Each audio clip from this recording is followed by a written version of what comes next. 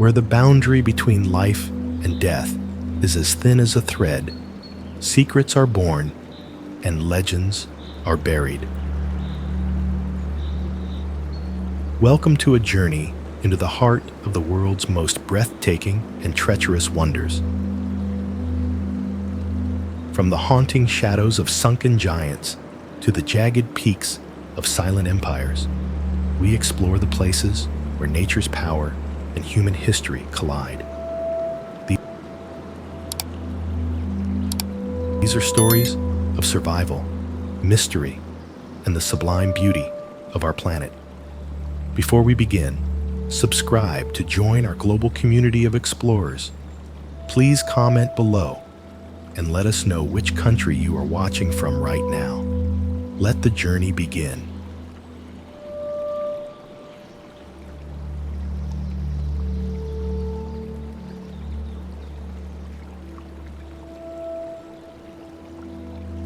Why would anyone intentionally send a majestic 320-foot giant to a watery grave? On June 15, 2018, the MV Twin Capes, a once proud ferry that carried thousands between Delaware and New Jersey, was subjected to a controlled sinking off the coast of Delaware. This massive steel structure was sacrificed to create an expansive artificial reef, providing a complex habitat for marine life.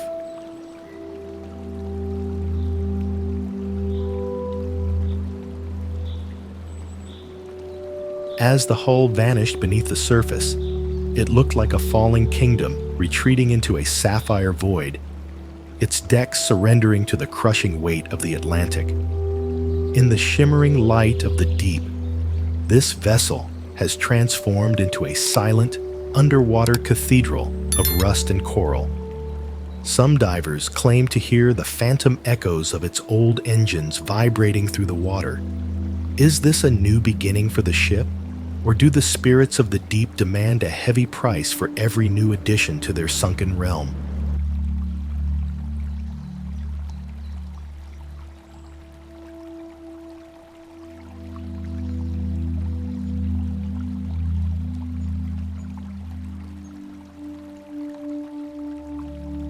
A veteran guardian of the Mediterranean frontiers finally found its ultimate mission beneath the tranquil waves of the Aegean Sea. In April 2017, the Turkish Navy retired the TCSG-68 and intentionally scuttled it near the coast of Bodrum to promote diving tourism and marine biodiversity.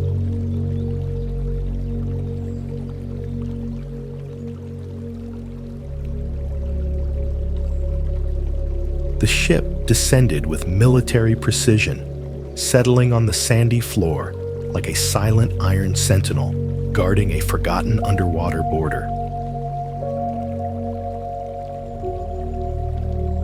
Its gray hull, once bristling with the energy of naval patrols, now sits in an eternal, silent halt, providing a playground for divers and a nursery for schools of silverfish.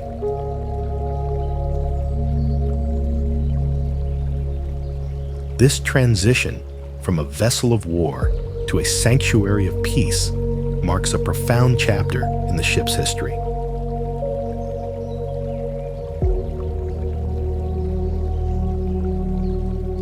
As the shadows of the Aegean depths envelop its bridge, a sense of profound stillness remains. Is the ship truly retired, or is it simply waiting for a silent command from the ancient gods of the sea?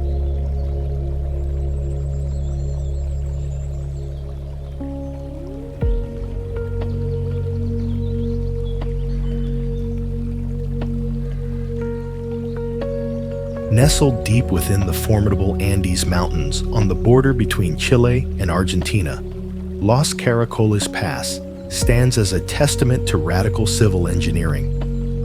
This high-altitude arterial road, reaching an elevation of 3,176 meters, is famous for its 29 steep, hair-raising switchbacks that lack any protective guardrails despite being covered in snow for much of the year.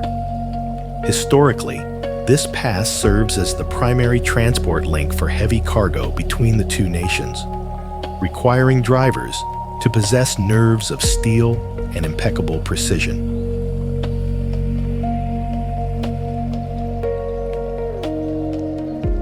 From an aerial perspective, the road resembles a giant, coiled concrete serpent resting on a desolate brown slope, or perhaps the intricate shell of a prehistoric snail carved into the mountainside.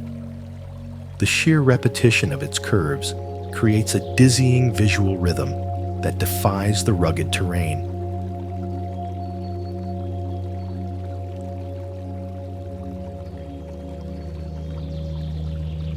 As the golden Andean sun sets, casting long, dramatic shadows across the zigzagging asphalt, a sense of quiet triumph fills the air. Local truckers often say, "The mountain only lets the patient pass."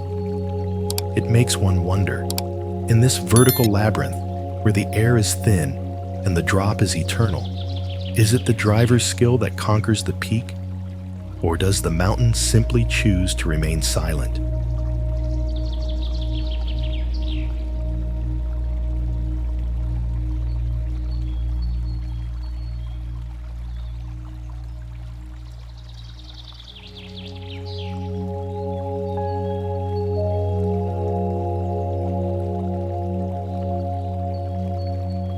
Behold the Eye of Siberia, a bottomless abyss that holds 20% of the world's liquid history. Lake Baikal is the oldest and deepest freshwater lake on the planet, containing a staggering volume of water that has remained isolated for 25 million years. Its depths plunge to over 1,600 meters, housing species that exist nowhere else in the universe.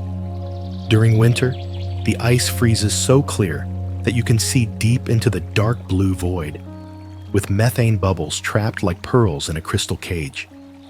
It looks like a fractured sapphire mirror stretched across the heart of Asia, a vast and terrifyingly beautiful expanse of ice and silence. The Buryat people worship the lake as a living deity, believing it possesses its own consciousness. As the deep blue light fades into the Siberian night, the ice groans with the sound of a waking giant. Is the lake a reservoir of life, or a silent witness to the passage of aeons? Who can truly say what sleeps in the darkness of its deepest trench?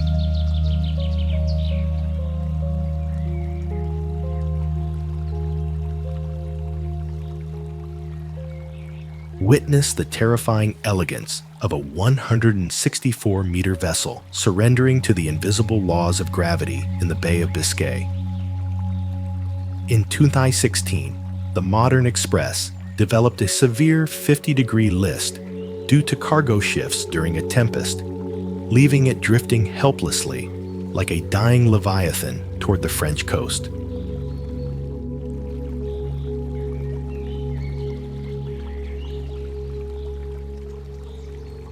The ship resembles a fallen titan leaning heavily against a wall of wind, a massive steel scar tilting precariously against the chaotic horizon.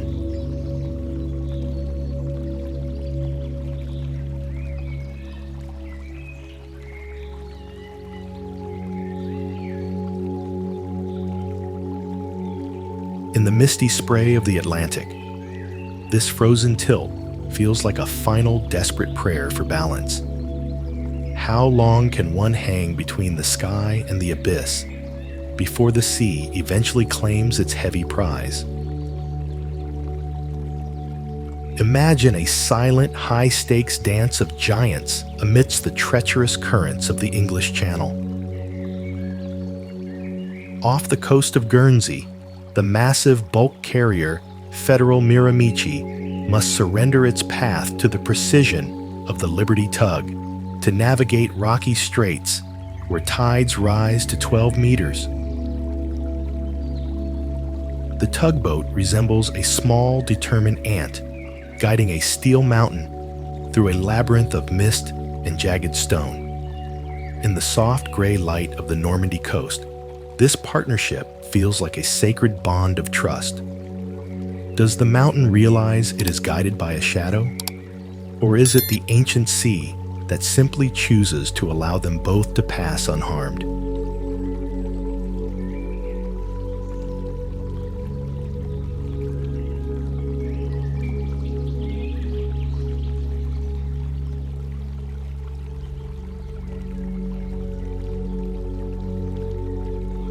How much power can the earth unleash before the very ground begins to tremble under the weight of a liquid thunder? Niagara Falls consists of 3 massive waterfalls on the border between New York and Ontario, formed 12,000 years ago at the end of the Wisconsin glaciation, when water from the newly formed Great Lakes carved a path through the Niagara escarpment.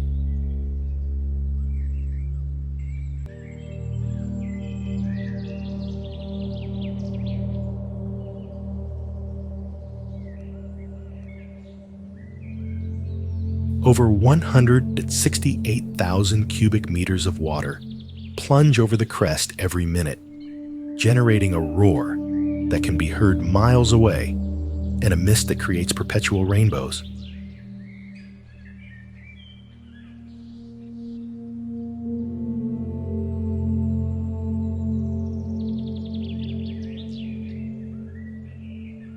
The falls look like a colossal, tattered curtain of white silk or a liquid avalanche frozen in a state of eternal motion. The sheer volume of the Horseshoe Falls creates a terrifying, deep indigo void at its base, where the water turns into a chaotic cloud of white foam.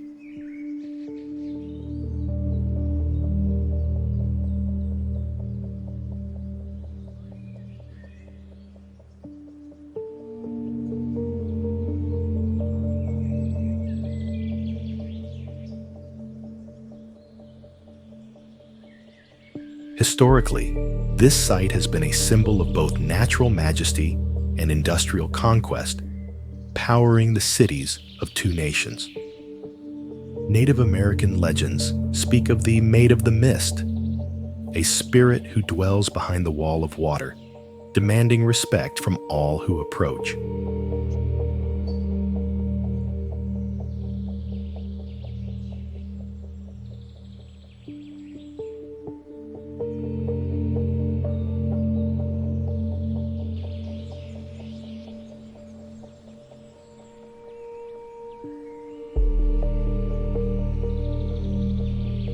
As the powerful white light of the crashing water meets the rising mist in a blinding glow, you feel the raw, vibrating energy of the planet's lifeblood.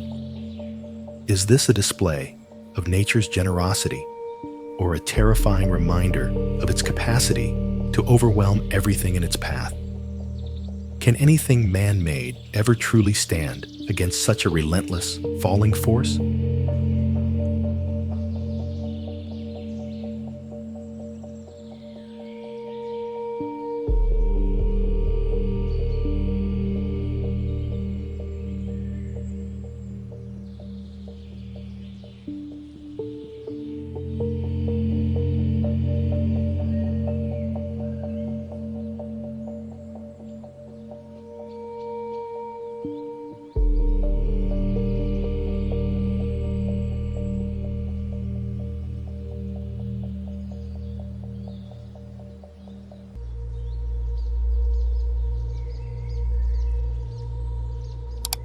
The Namib Desert in Namibia is believed to be the oldest desert in the world, having endured arid conditions for at least 55 to 80 million years. It is home to some of the highest dunes on the planet, most notably at Sossusvlei, where the iron-rich sand has oxidized into a brilliant, fiery orange. This is a place where the Atlantic Ocean meets a wall of sand, creating a surreal landscape of fog and heat. The dunes appear like massive burning rust waves caught in a moment of permanent suspension, their sharp crests slicing through the pale blue sky. In the heart of this wasteland lies Deadvlei, a white clay pan, punctuated by the blackened skeletons of camel thorn trees that died 700 years ago.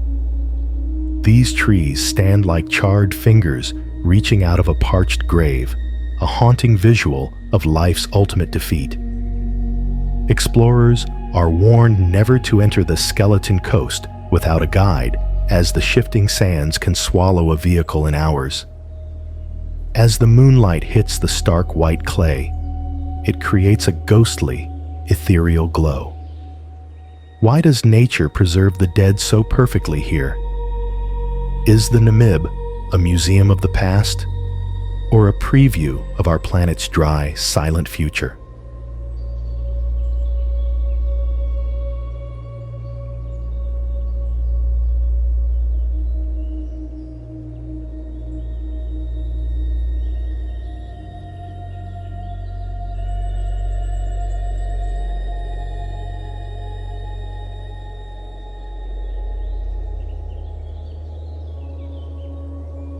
High within the Annapurna range of the Himalayas in Nepal, Tilicho Lake sits at a staggering altitude of 4,919 meters, making it one of the highest lakes in the world.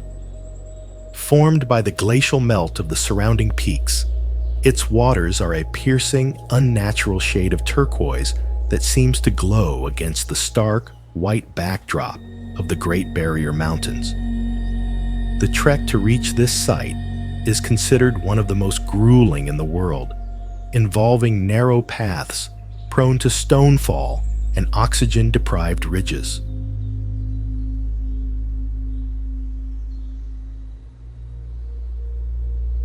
From the surrounding summits, the lake looks like a giant sapphire eye staring up at the heavens, or a polished gemstone dropped into a bowl of jagged silver. The stillness of the water creates a perfect mirror for the towering giants that surround it. Nepalese pilgrims believe the lake is a sacred site mentioned in the ancient Ramayana, where the gods themselves sought tranquility.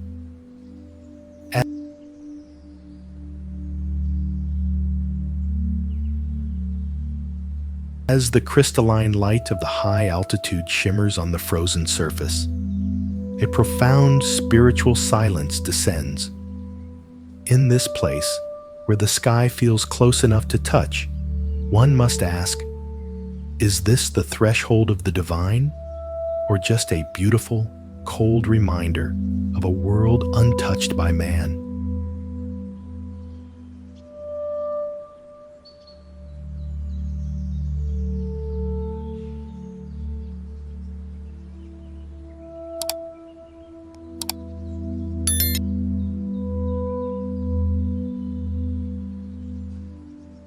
Deep in the heart of Siberia, Lake Baikal is a realm of superlatives. It is the oldest, deepest, and clearest freshwater lake on Earth. Containing nearly 20% of the world's unfrozen surface freshwater, it plunges to a staggering depth of 1,642 meters. During the brutal Russian winter, the surface freezes into a thick sheet of transparent ice, revealing methane bubbles frozen in time and cracks that run for miles like veins in a giant body. However, beneath this breathtaking beauty lies a dark reputation for mysterious disappearances and strange atmospheric phenomena. The ice looks like a fractured glass skin stretched over a dark, bottomless void, a gateway to a world we can never truly know. Locals warn of the Cape Righty, a place where the energy is said to be so distorted that navigation fails and spirits roam the shore. As the ice groans and cracks with a sound like distant thunder, the atmosphere becomes thick with a sense of ancient dread. The Buryat people believe the lake is a living god that demands respect and offerings. When the blue light of the aurora reflects off the frozen depths, you must wonder, what ancient monsters are sleeping beneath that crystal floor? And what happens if they finally wake up?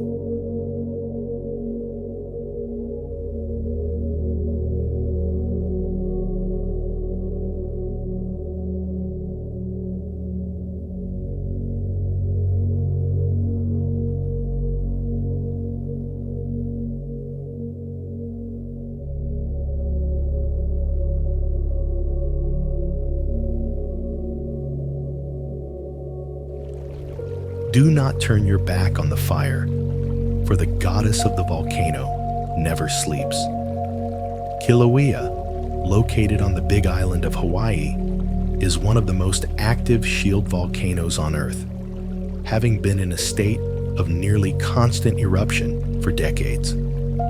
This geological powerhouse is a primary architect of the island, continuously pouring molten basaltic lava into the sea to create new land.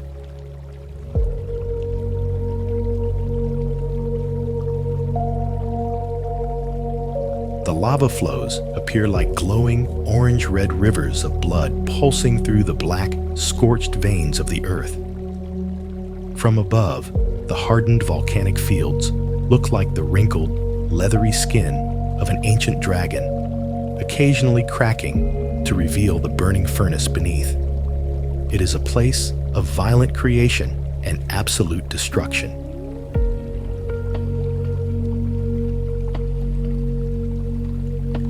Native Hawaiians believe Kilauea is the sacred home of Pele, the goddess of fire, whose temper dictates the flow of the magma.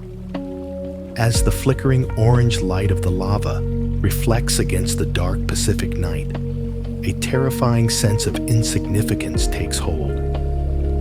Why does the earth feel the need to bleed so much fire? Is this a gift of new life, or a constant reminder that our world is built on a foundation of liquid flame?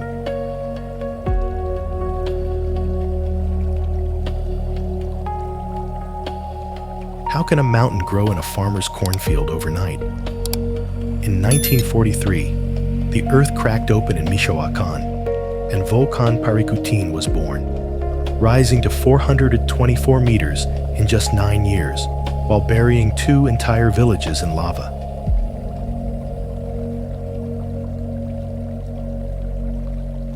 This cinder cone volcano is a rare geological miracle, allowing scientists to witness the birth and death of a volcano in a single human lifespan.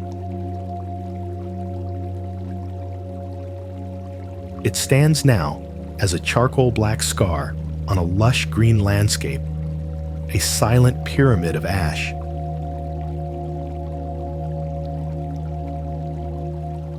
The steeple of a buried church is the only reminder of the life that once thrived here.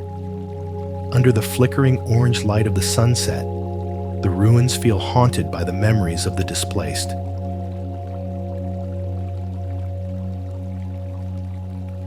Can we ever truly claim the land?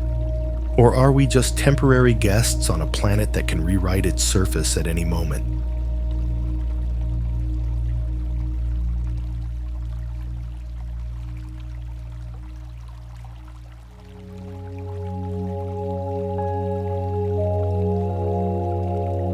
How can a building like this exist? It looks like a portal to Mars, but it is a scar of human industry in the Ural Mountains. Known as Ural Mars, this clay quarry near Bogdanovich has been transformed by mineral oxidation into a landscape of deep reds, bright oranges, and charcoal grays.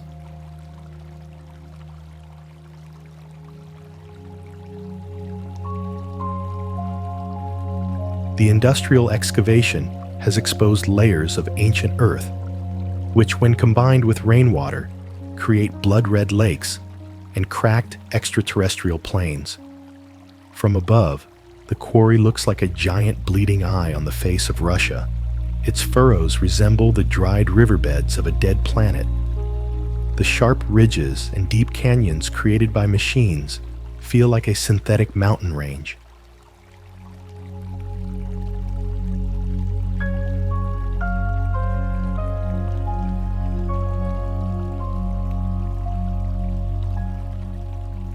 There is a strange, hollow silence here, where the air feels heavy with the scent of iron and dust.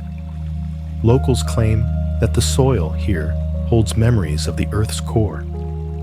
As the dying sun turns the red earth into a sea of fire, a chilling realization hits. Is this what our world will look like when we have finally taken everything it has to give?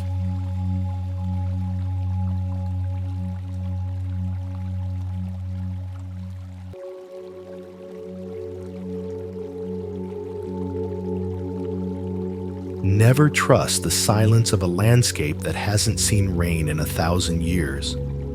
The Valle de la Luna, located in the heart of the Atacama Desert, is a geological anomaly where salt, clay, and sand have been sculpted by wind and water over millennia. As the driest, non-polar place on Earth, its terrain is so alien that NASA uses it to test Mars rovers.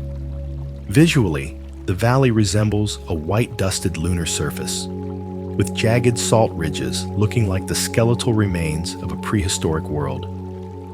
Local legends warn of the Three Marys rock formations, said to be guardians that turn to stone by day and walk by night. As the purple twilight shadows stretch across the parched basins, a chilling stillness descends. Does the desert scream when the wind hits the salt? Or is it the sound of the earth cracking under the weight of its own thirst? Don't trust the ground beneath your feet in Rotorua, for the earth here is thin, fragile, and perpetually angry. Located directly on New Zealand's Taupo volcanic zone, this landscape is a chaotic maze of erupting geysers, boiling mud pools, and toxic sulfur vents that hiss with primal rage. The ground looks like a festering neon-colored wound on the planet's surface, a boiling cauldron of orange and emerald that threatens to swallow anything that lingers too long. It is a terrifying display of geothermal instability, where the crust feels like a fragile shell over a sea of liquid flame. Maori legends warn that the spirits of the fire gods demand absolute respect, or they will reclaim the surface. As the yellow, sulfurous clouds swirl in the dying light, a suffocating silence descends. If the earth is screaming through these vents, why do we dare to stand so close to its open mouth? Never venture into the horizon when the Mediterranean sky turns the color of a fresh bruise. The Grand Voyager, a luxury palace carrying 800 souls, became a helpless plaything for a rare Mediterranean superstorm, losing all power in a chaotic, watery abyss.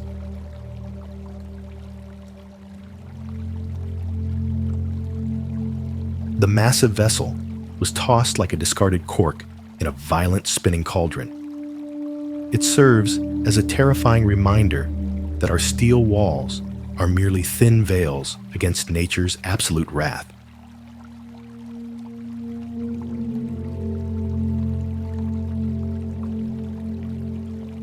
Survivors say the wind screams in human voices when the cyclone peaks.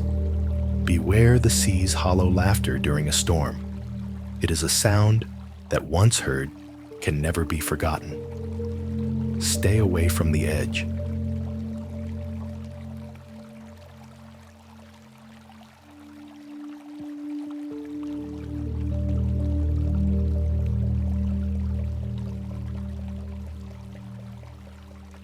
In the unpredictable and churning waters of the Irish Sea, safety is a fragile illusion that can shatter in a heartbeat. On October 16, 2018, a small fishing vessel was suddenly overwhelmed by the elements, leading to a terrifyingly rapid sinking that was captured on film.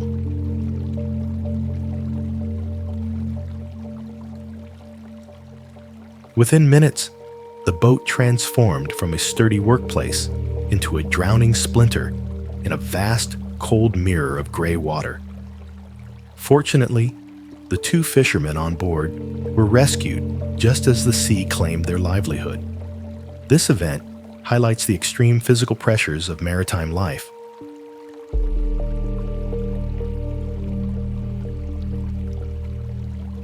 Where a single mechanical failure or a rogue wave can end a career instantly.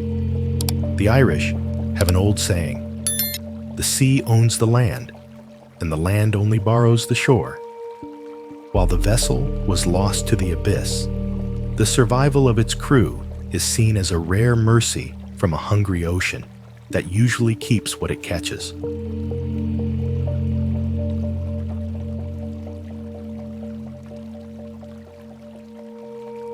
There is a haunting, hollow silence that follows the thunderous roar of a breaking ship at Anglet, France.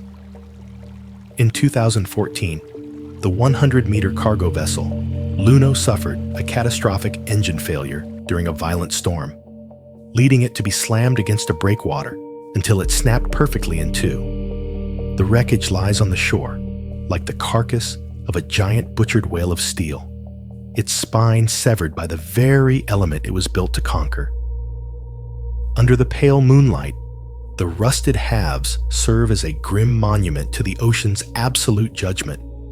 If forged steel can be broken so effortlessly, what hope does the human spirit have when the storm decides our fate?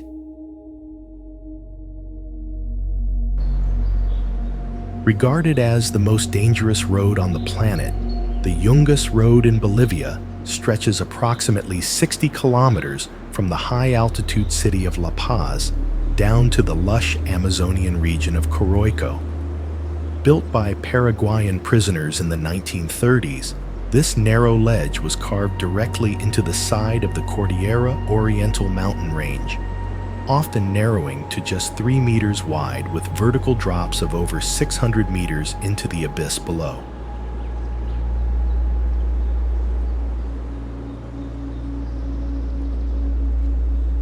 For decades, it claimed hundreds of lives annually, earning its grim nickname through sheer geographical ruthlessness and frequent landslides. Visually, the road appears as a fragile, dusty thread clinging to a wall of emerald green, a thin scar across the face of a primal wilderness. It is a place where the mist from the rainforest often swallows the path entirely, leaving travelers in a white void.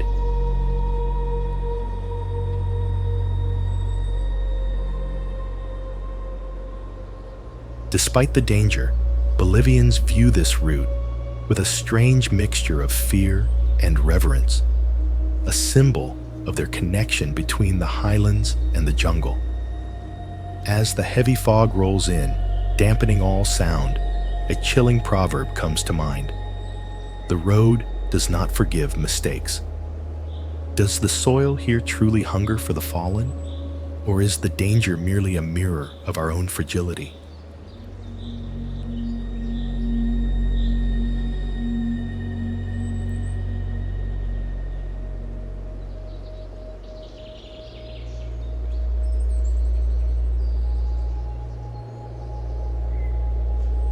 Why do we gamble with the gale just to reach a distant, rocky shore? The Calmac ferries of Scotland face the North Atlantic's unbridled fury, docking in winds powerful enough to flip a vehicle as if it were a child's toy. The vessel looks like a stubborn beetle fighting to find its sanctuary in a shifting, concrete labyrinth. It is a desperate dance between human will and the howling void. Locals warn that these gales carry the blue men, spirits who demand a steep price for every safe passage. Never whistle on a Calmac deck during a storm, or you might invite the wind to enter your very soul.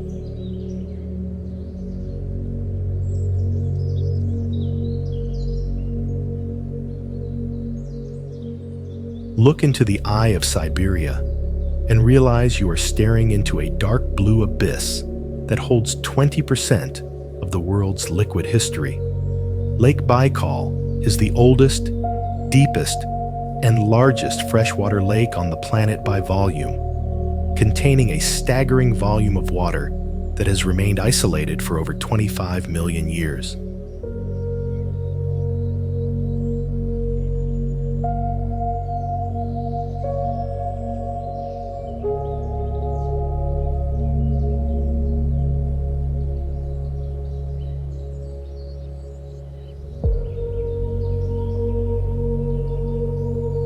Its depths plunge to 1,642 meters, housing more than 3,700 species, most of which exist nowhere else in the universe.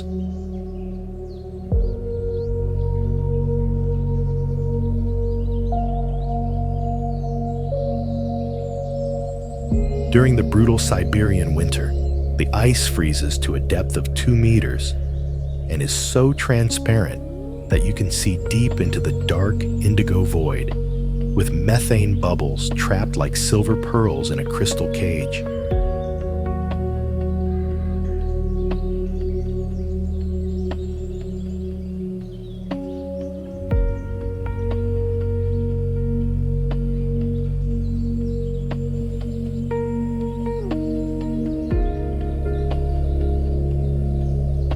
It looks like a fractured sapphire mirror stretched across the heart of the continent, a vast and terrifyingly beautiful expanse of ice and silence. The Buryat people worship the lake as a sacred sea.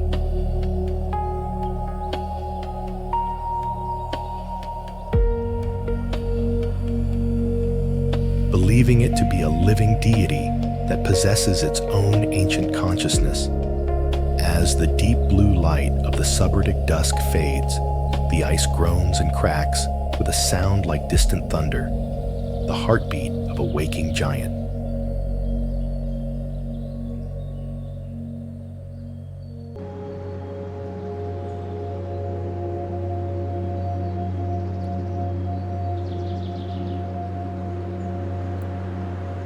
Is the lake a reservoir of life, or a silent witness to the passage of aeons that we can never hope to understand? Who can truly say what prehistoric monsters are sleeping in the darkness of its deepest lightless trench?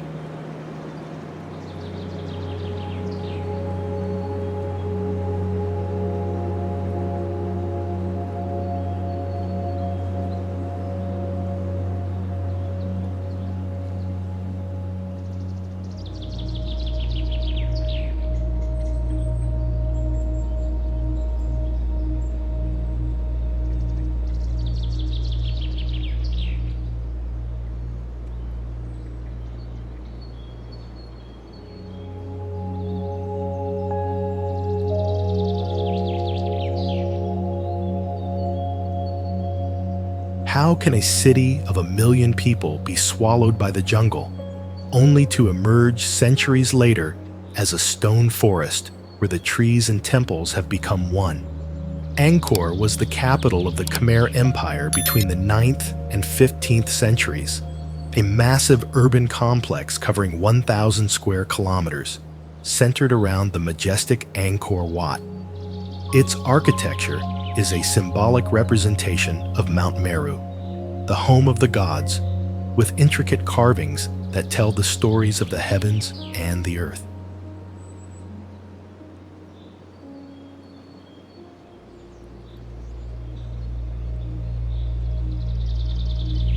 Today, the ruins are a haunting fusion of man and nature.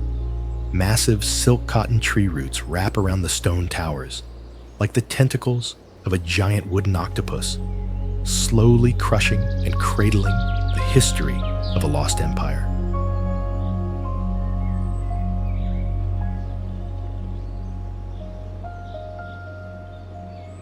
The stone faces of the Bayon Temple stare out through the leaves with a serene, enigmatic smile, looking like the petrified guardians of an eternal secret.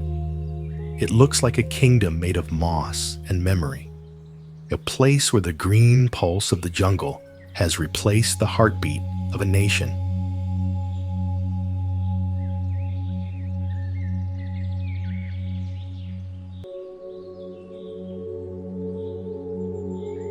Local legends say the temples were built by divine architects in a single night, as the soft, dappled light of the Cambodian sun filters through the forest canopy, illuminating the weathered gray stone.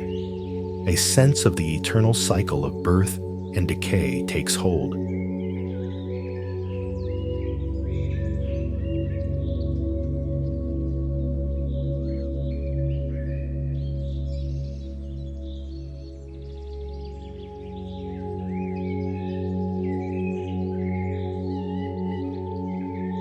Is this a monument to the greatness of man, or a final proof that nature will always reclaim what was borrowed?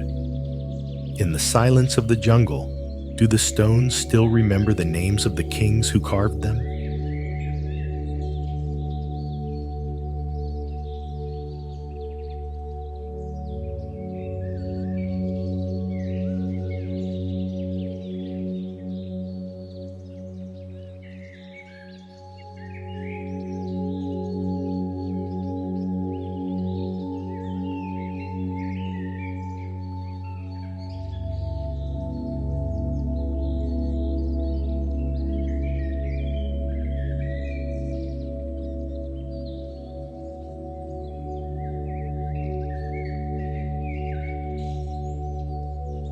Machu Picchu stands as a pinnacle of 15th century Incan engineering, perched at a breathtaking elevation of 2,130 meters in the Peruvian Andes. Built without the use of mortar, wheels, or iron tools, its ashlar masonry features stones cut so precisely that they have withstood centuries of seismic activity. The site resembles a green velvet crown resting upon a jagged granite spine, its terraces and temples forming a complex geometric puzzle lost in the clouds. It is a masterclass in hydraulic engineering and astronomical alignment, reflecting a civilization that lived in perfect harmony with the vertical peaks. As the golden Andean sun illuminates the sacred pillars, a sense of immense pride and resilience fills the air. Local traditions honor this place as a sacred bridge between the earth and the sun. Can modern science truly explain how such perfection was achieved on a vertical precipice?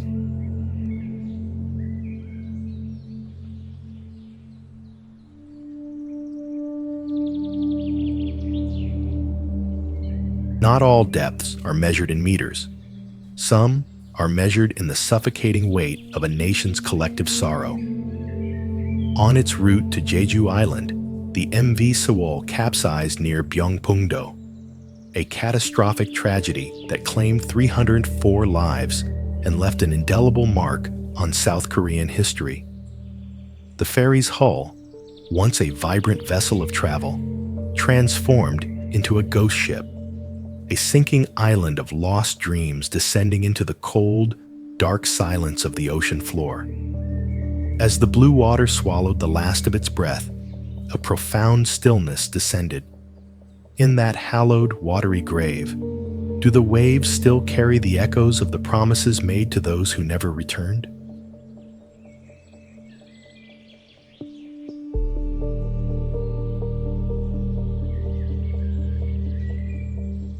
Rising majestically to 8,126 meters in Pakistan, Nanga Parbat is the 9th highest mountain on Earth and is infamously known as the Killer Mountain. This colossal mass of rock and ice is notorious for its Rupal face, the highest mountain face in the world, rising 4,600 meters from its base. Why does this particular peak demand such a heavy toll on those who dare to climb it? The mountain is a graveyard for dozens of elite mountaineers who were claimed by sudden, violent storms and unpredictable avalanches. It stands like a terrifying white-clothed giant guarding the western anchor of the Himalayas, its jagged ridges resembling the teeth of a cosmic predator. The sheer scale of the peak creates its own weather patterns, turning a clear day into a death trap in seconds. Local legends speak of mountain spirits who do not tolerate the presence of mortals on the highest slopes. When the wind howls through the frozen crevasses at night, it sounds like the agonizing cries of those who never returned. If the mountain is a living entity, what is it trying to tell us by keeping its summit so fiercely guarded? Would you risk your soul to see the world from its peak?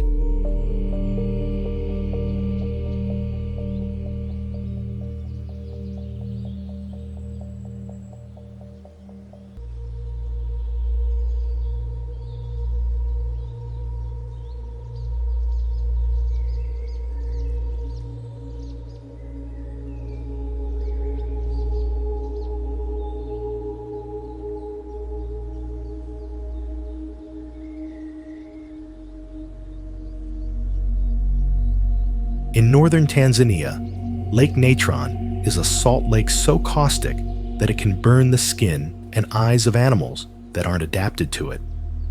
With a pH level as high as 10.5 and temperatures reaching 60 degrees Celsius, its waters are colored a deep, menacing red by salt-loving microorganisms. This deadly pool has the macabre ability to calcify animals that die in its waters, turning them into eerie, mummified statues that wash up on the shore. Visually, the lake resembles a pool of spilled crimson ink, or a vast, undulating sheet of red velvet spread across the cracked earth. It is a beautiful but lethal trap. Why does nature create such a hostile environment that mimics a scene from a horror film? The Maasai people view the lake with a deep sense of taboo, believing it to be cursed by ancient spirits. As the sun reflects off the blood-red surface, creating a blinding, sinister glare, a chilling atmosphere takes hold. Are these calcified creatures a warning to the living? In a place that turns flesh to stone, who is truly the master of life and death?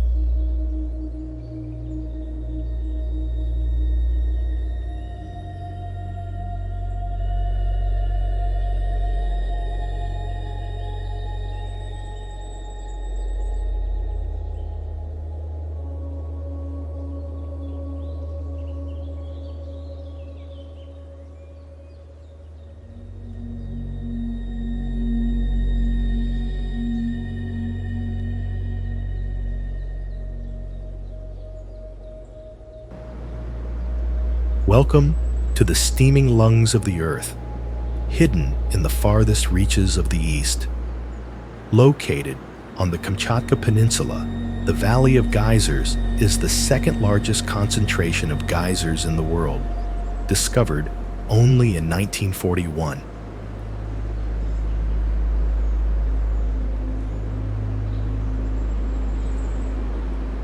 This 6-kilometer-long basin contains approximately 90 geysers and many hot springs, all fueled by the intense volcanic activity of the region.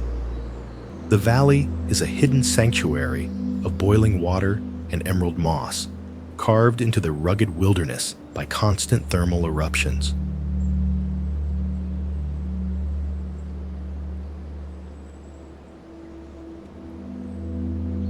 From the air, the valley looks like a giant green dragon breathing white smoke, its scales represented by the jagged volcanic rocks and steaming pools. The rhythm of the eruptions creates a primal, pulsing energy that vibrates through the ground. It is a place where life thrives in the heat of destruction, a delicate balance of steam and soil. Local legends of the indigenous Koryak people speak of fire spirits that dance in the mist.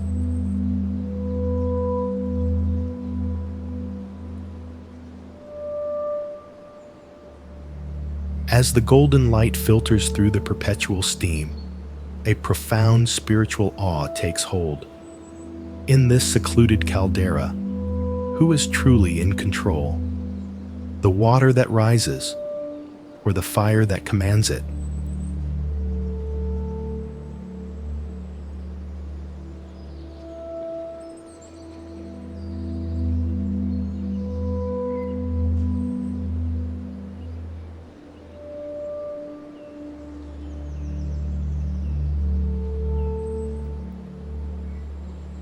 Never blink, for the mountains are watching your every move. At the heart of the Tyrolean Alps lies the Kaunertal Valley, a masterpiece of glacial carving and high-altitude engineering. This valley is famous for its glacier road, which ascends through 29 dramatic hairpin turns to reach an elevation of 2,750 meters, making it one of the highest roads in the Eastern Alps. Formed over millennia by the slow, crushing weight of the Kaunertal Glacier, the landscape is a rugged display of tectonic power and Ice Age remnants. From above, the asphalt path resembles a delicate, winding silk thread discarded on a massive staircase of granite and emerald pine. The road clings to the steep slopes like a desperate climber, its curves creating a mesmerizing geometric pattern against the chaotic beauty of the peaks. As the alpine sun reflects off the pristine white snow, a sense of overwhelming solitude takes hold. Local legends speak of mountain spirits that dwell in the deep crevasses, protecting the silence of the heights. In this vertical kingdom, one must ask, is the road a path to the sky, or a tether keeping us from drifting into the clouds?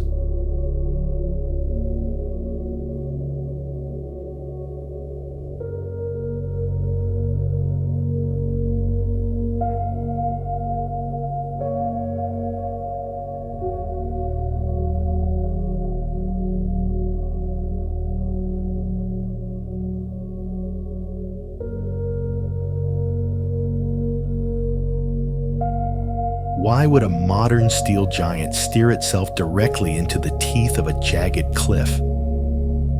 In 2019, the chemical tanker Blue Star was paralyzed by a sudden engine failure off the rugged coast of Spain, forced into a violent, eternal embrace with the rocks of Galicia. It sits there like a wounded parasite clinging to the Earth's stone armor, its hull a stark contrast to the churning white foam. Local legends whisper that these specific cliffs possess a magnetic hunger, pulling ships toward a stony grave. If you listen closely at midnight, the groaning of the metal sounds like a chilling warning. The shore is far more treacherous than the deep.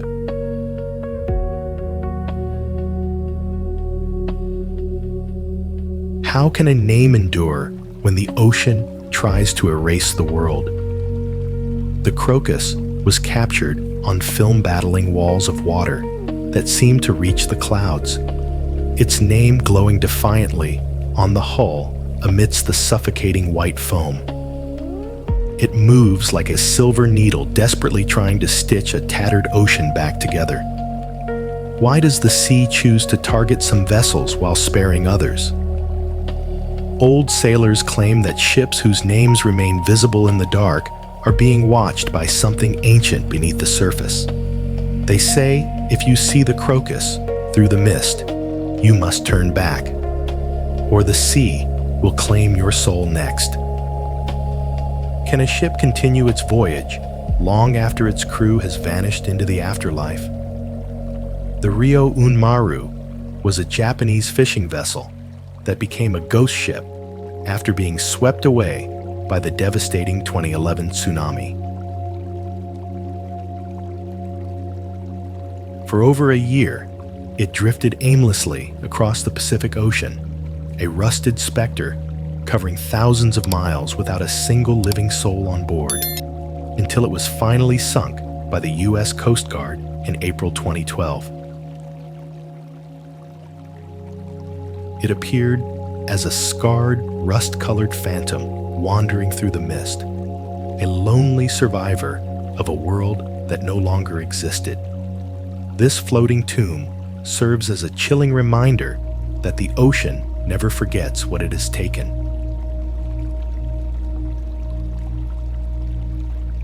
Mariners warn that such ghost ships carry the lingering sorrow of the lost. When a ship sails itself for a year, is it the wind that guides the helm, or the restless memories of those left behind?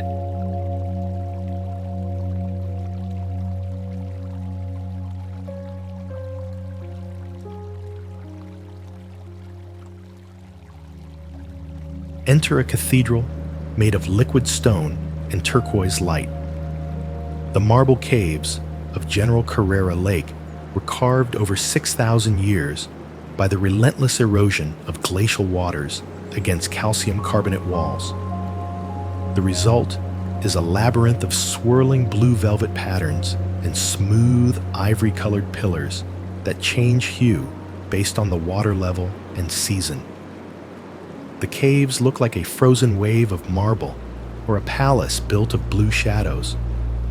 Navigating through the narrow arches feels like entering the inner mind of the ocean.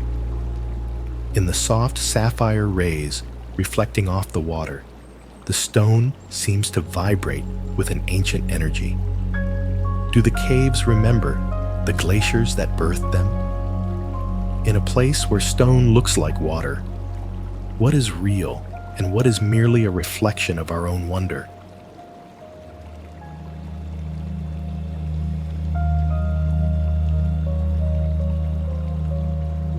Step into a world where the earth itself exhales clouds of silver. Located at 4,320 meters in the Andes, El Tatio is the highest geyser field in the world, boasting over 80 active vents that erupt in the freezing dawn. These thermal springs are formed by volcanic activity beneath the crust, forcing boiling water through the frigid highland soil. The site resembles a city of steam, or the exhales of a giant resting beneath the mountains.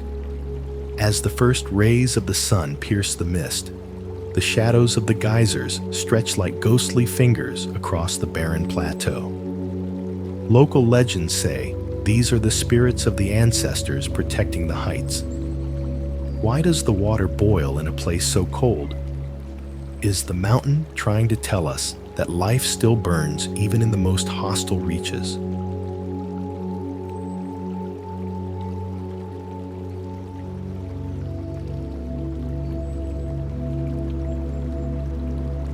Look into the darkest eye of the ocean and try not to fall into its bottomless gaze. Situated near the center of Lighthouse Reef off the coast of Belize, the Great Blue Hole is a massive underwater sinkhole that measures 300 meters across and 124 meters deep. Formed during several episodes of quaternary glaciation when sea levels were much lower, it was originally a limestone cave system that collapsed as the ocean rose. From the sky, it appears as a perfect dark indigo pupil set within the bright turquoise iris of the surrounding coral sea. It looks like a portal to a subterranean world, or a deep circular scar on the vibrant skin of the reef. Divers speak of massive stalactites hanging in the darkness, remnants of a time when this abyss was dry land. Legends of the Caribbean warn of the Lusca, a mythical sea monster that lurks in the lightless depths of blue holes. As the sun's rays fail to penetrate the deep indigo void, a chilling stillness descends. What ancient secrets are buried in the silt at the bottom of this watery grave? Is the ocean watching us through this giant eye?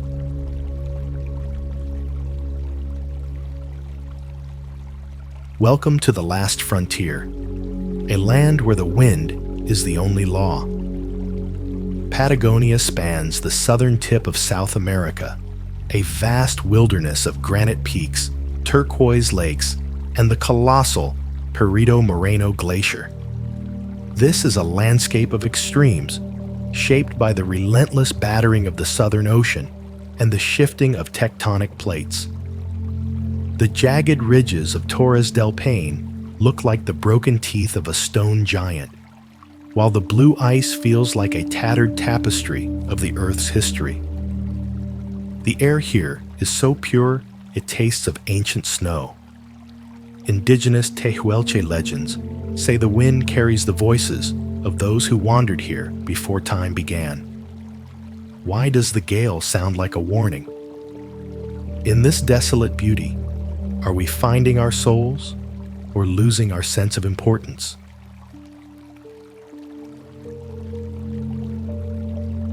How can a building like this exist?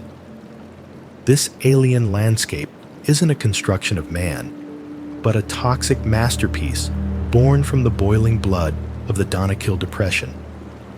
Dalal is a hydrothermal field sitting 130 meters below sea level, where magma heat forces underground through massive salt deposits, creating a landscape of neon yellow sulfur pools, electric green acid lakes, and white salt chimneys. With an average temperature of 45 degrees Celsius, it is one of the hottest and most inhospitable places on the planet. The terrain looks like a feasting, multicolored wound on the Earth's crust, a vibrant but lethal palette of chemical reactions that would kill any unprotected human in minutes. It resembles the surface of a distant hostile moon or a piece of hell that has bubbled up to the surface.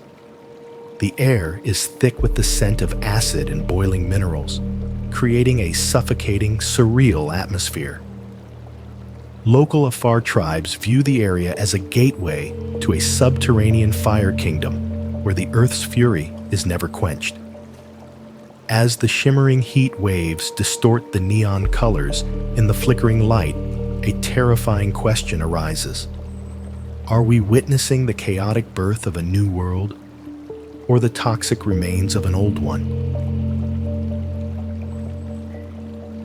Why does the Earth hide its most precious jewels behind a wall of impenetrable granite and eternal ice?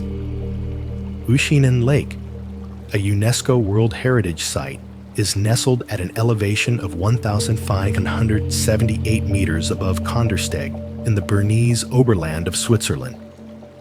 This alpine lake is fed by a series of glacial brooks cascading from the 3,000-meter peaks of Blümlisalp, Uschenenhorn, and Frindenhorn.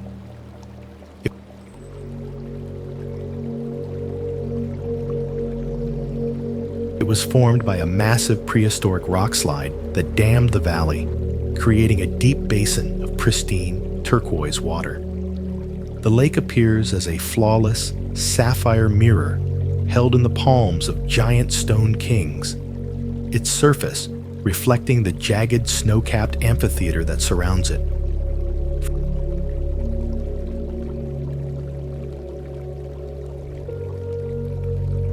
From the high ridges, the water looks like a pool of liquid silk dropped into a bowl of fractured silver. The sheer verticality of the surrounding cliffs creates a sense of being inside a colossal, natural cathedral, where the only music is the distant thunder of falling ice. It is a place of absolute, crystalline clarity, where the water is so pure it seems to hold the sky captive.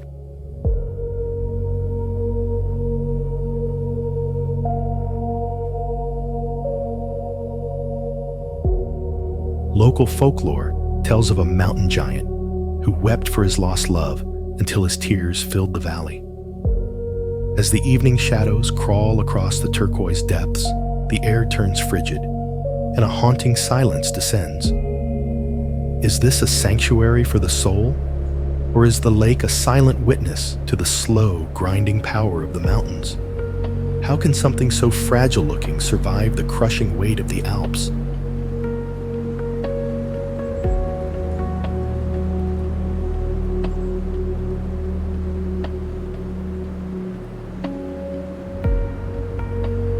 Why does the heart of the ocean choose this specific corner of the world to display its most vibrant and diverse secrets? Raja Ampat, meaning the Four Kings, is an archipelago located off the northwest tip of Bird's Head Peninsula in West Papua, Indonesia, comprising over 1,500 small islands, cays, and shoals.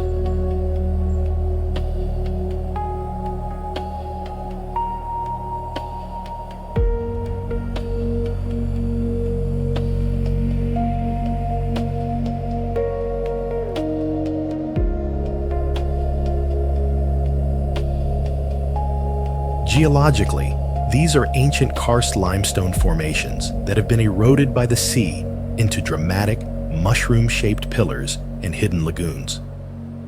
This region is recognized as the global epicenter of marine biodiversity, containing over 75% of the world's known coral species and more than 1,400 types of fish.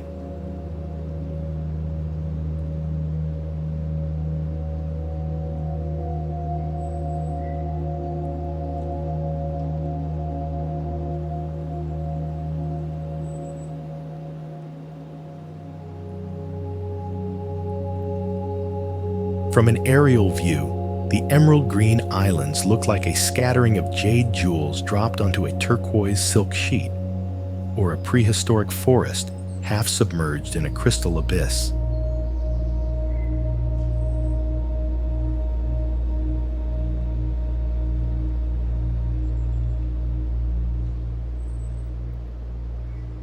The water is so transparent that the vibrant coral gardens beneath look like a submerged rainbow pulsing with life. Local mythology tells of a woman who found 7 dragon eggs. 4 hatched into kings who ruled the major islands, while the others became a ghost, a woman, and a stone.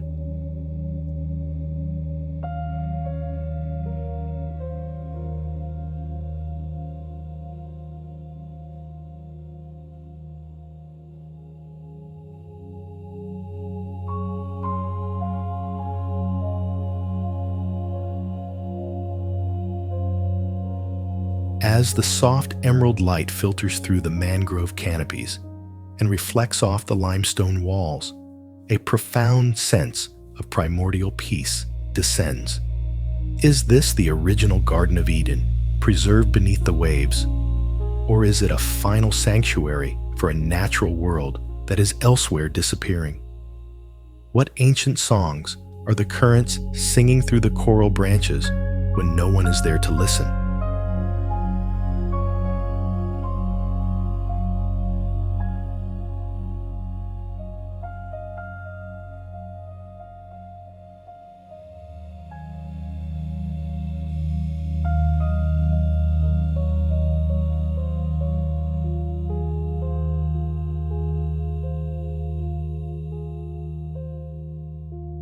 A sunny day of leisure turned into a desperate battle for survival when a recreational boat began taking on water in the Gulf of Mexico on August 22, 2020. The vessel, designed for calm pleasure, proved no match for a sudden hull breach, causing it to tilt and submerge as 5 terrified passengers awaited rescue.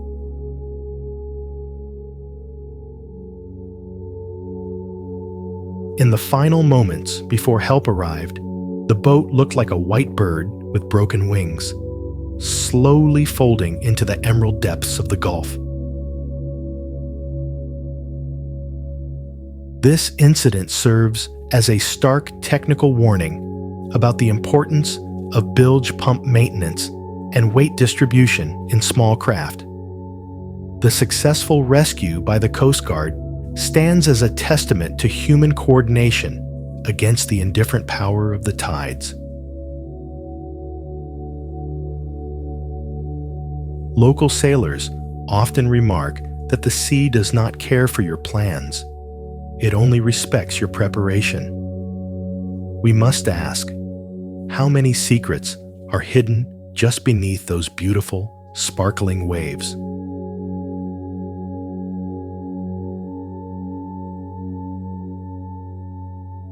This is the legendary story of a ship that died twice for the sake of the planet.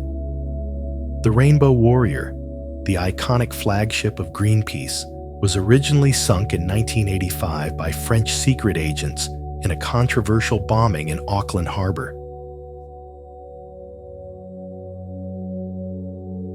After being salvaged for investigation, it was officially decommissioned and sunk again in 1987 near the Cavalli Islands to serve as a permanent artificial reef.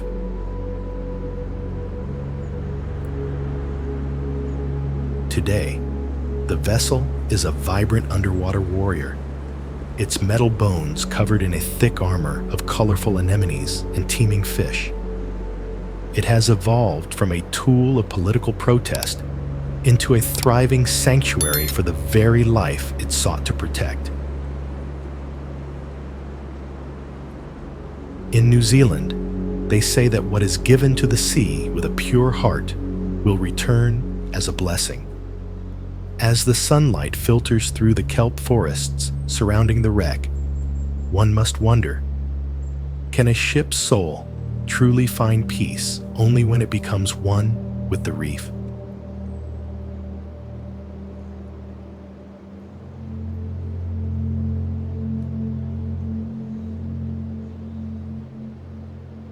step into a world where the earth itself has turned to stone and steel. The Grimsel Pass, situated at 2,164 meters, is a formidable gateway through the Bernese Alps, connecting the lush Hasli Valley with the rugged Rhone Valley.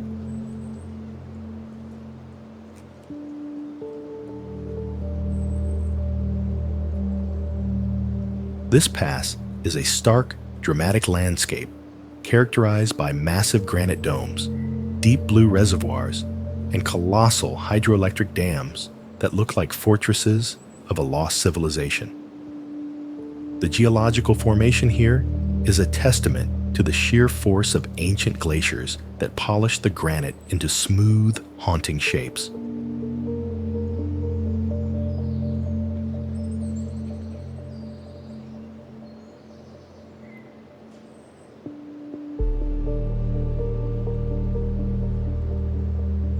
The road itself appears like a silver snake slithering through a labyrinth of gray boulders and turquoise water, its path dictated by the unforgiving terrain.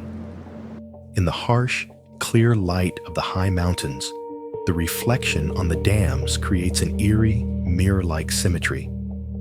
Swiss folklore tells of the Grimsel giant who guards the deep waters of the reservoirs.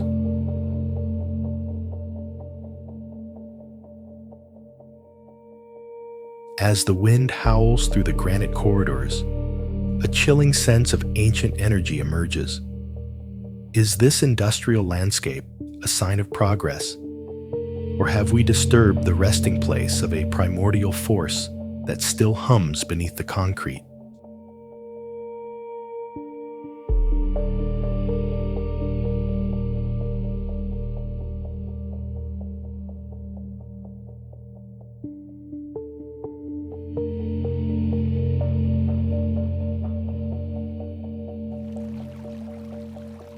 Why does a fragment of a lost continent rise so defiantly from the center of the Atlantic's crushing depths? The Azores are a volcanic archipelago composed of 9 islands situated on the mid-Atlantic ridge, where the North American, Eurasian, and African plates meet. Formed by millions of years of volcanic eruptions, the islands are characterized by massive calderas, twin-colored lakes like Setsidades, and lush, emerald-green pastures that cling to black basalt cliffs.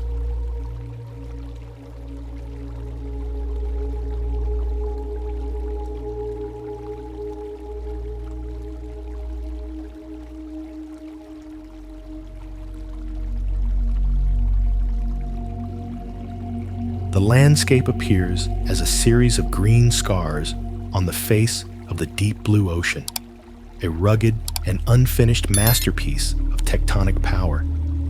From the air, the islands look like the emerald scales of a giant sea serpent resting on the surface of the sea. The air here is thick with the scent of hydrangeas and volcanic sulfur, creating a sensory experience that feels both heavenly and primordial.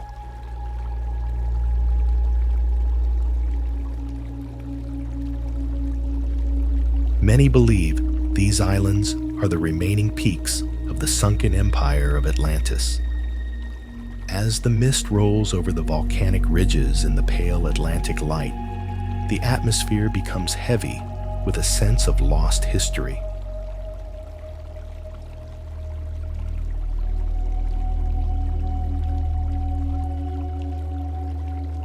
Are these islands a sanctuary for the survivors of a forgotten age? Or is the sea just waiting for the plates to shift again to reclaim its prize? How long can paradise exist on the edge of a volcanic furnace?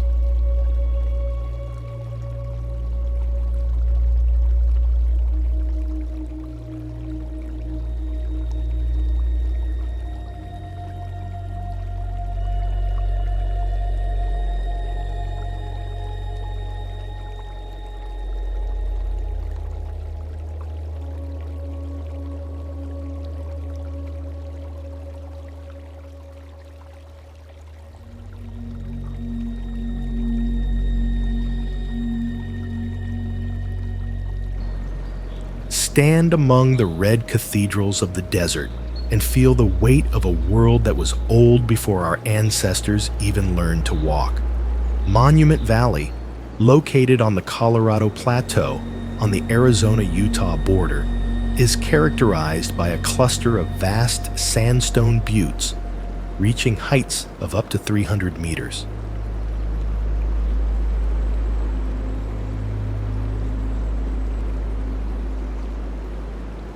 These massive formations are the remains of ancient sedimentary rock, sculpted over millions of years by the relentless erosion of wind and rain into towering, iconic shapes like the mittens. The landscape is a primal red desert, where the iron-rich soil looks like a sea of rust and fire under the burning sun.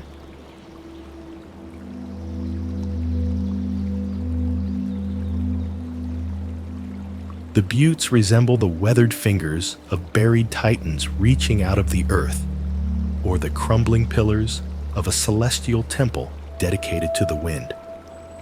The silence here is vast, stretching across the horizon like an invisible ocean. For the Navajo people, this is Tsebi Nzizgai, the Valley of the Rocks, a sacred space where the land itself speaks of creation and endurance. As the purple twilight shadows stretch across the red sand, the scale of the universe feels suddenly, terrifyingly real. Is this a desert? Or is it a grand gallery where time itself has carved its own biography in stone?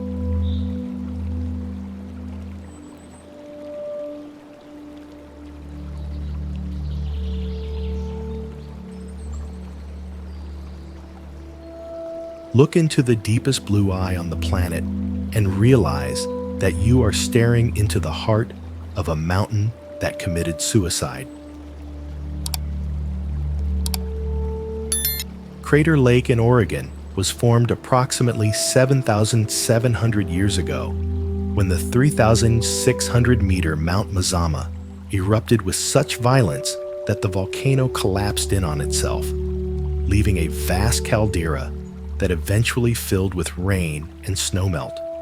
Reaching a depth of 594 meters, it is the deepest lake in the United States and is famous for having no inlets or outlets, resulting in water of legendary purity and a haunting ink blue color.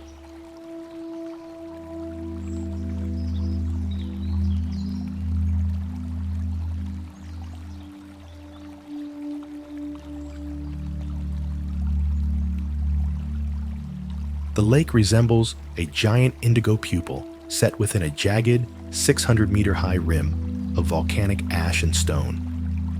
Wizard Island, a small cinder cone, rises from the water like the tip of a submerged pyramid, or the ghost of the mountain that once was. The water is so still and clear that the reflection of the clouds creates a perfect, terrifying symmetry between sky and abyss.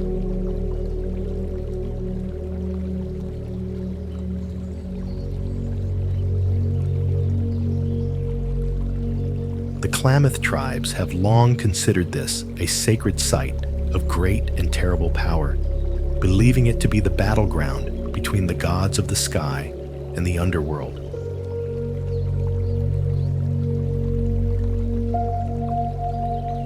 As the cold mountain mist rolls over the rim, the indigo water seems to glow with an unnatural, internal light.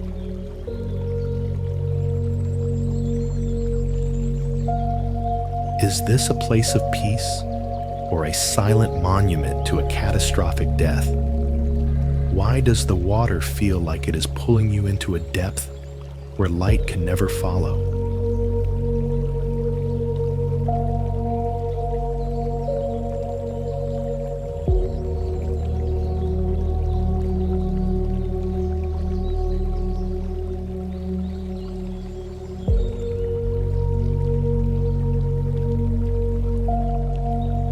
Step into a kaleidoscope where the Earth's blood is painted in colors that shouldn't exist. The Grand Prismatic Spring in Yellowstone is the largest hot spring in the United States, reaching 112 meters in diameter and 37 meters in depth. Its vivid bands of orange, yellow, and green are created by thermophilic bacteria thriving in the mineral-rich boiling water. The center is a deep sapphire blue, signifying extreme heat and purity where no life can survive. From above, it looks like a giant liquid rainbow or the iridescent eye of a cosmic god staring out from the ground. The steam rising from the surface creates a shifting, translucent veil of color. Indigenous tribes believed the spring was a portal to a world of fire. As the prismatic light reflects through the sulfurous mist, the air feels heavy with a primal, holy energy. Is this a vision of heaven's beauty, or the beautiful surface of a boiling hell? Standing as the cloud piercer, Aoraki is the highest peak in New Zealand and a sacred guardian for the Ngai Tahu people.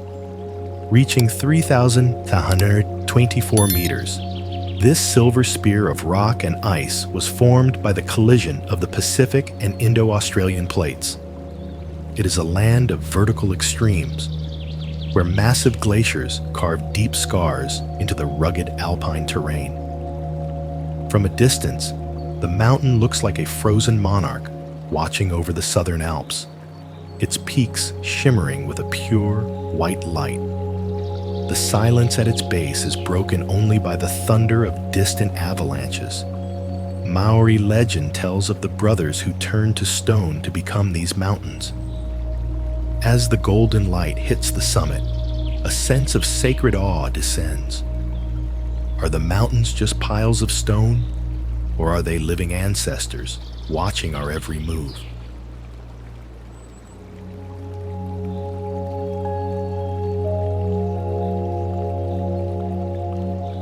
Located in the Afar Triangle of Ethiopia, the Danakil Depression is often called the cruelest place on Earth. Sitting 125 meters below sea level, it is one of the hottest and most geologically active spots on the planet, where the Earth's crust is literally pulling apart. Why would anything exist in a place where the air is thick with sulfur and the ground is a boiling cauldron of acid? The landscape is an alien palette of neon yellows, electric greens, and deep crimson, formed by salt, sulfur, and mineral-rich thermal springs. It looks like a piece of another planet has been grafted onto the Earth, or like a festering wound on the world's surface. The heat is so intense that it creates shimmering mirages that distort reality itself. Local Afar tribes mine white gold, salt, here, surviving in conditions that would kill most humans in days. They believe the area is a gateway to a subterranean fire kingdom. As the toxic fumes swirl in the flickering orange light of the sunset, a terrifying question arises. Is this a glimpse into the primordial birth of our world, or a terrifying vision of its final burning end?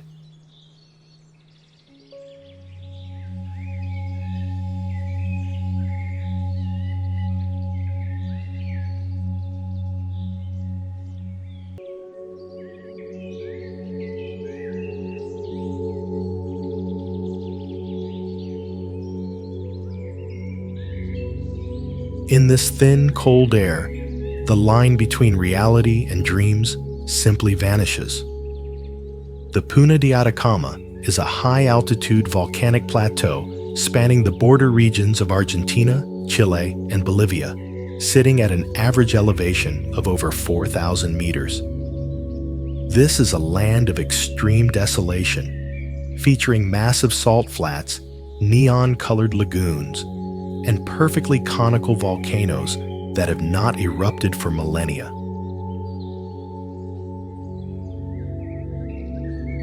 The geological isolation has created a landscape where the lack of oxygen makes the colors appear more vivid and the shadows more profound. From the surrounding peaks, the plateau looks like an abstract painting composed of white salt, red earth, and black lava, a cosmic board game played by the gods of the wind. The silence here is absolute, broken only by the whistling gale that shapes the rocks into surreal sculptures. The indigenous Andean people believe the Puna is the womb of the world, where the earth communicates with the stars. As the stars descend in the crystal clear night, you feel small and insignificant. Is the Puna a desert, or is it a temple built of stone and sky where the human soul is finally stripped bare?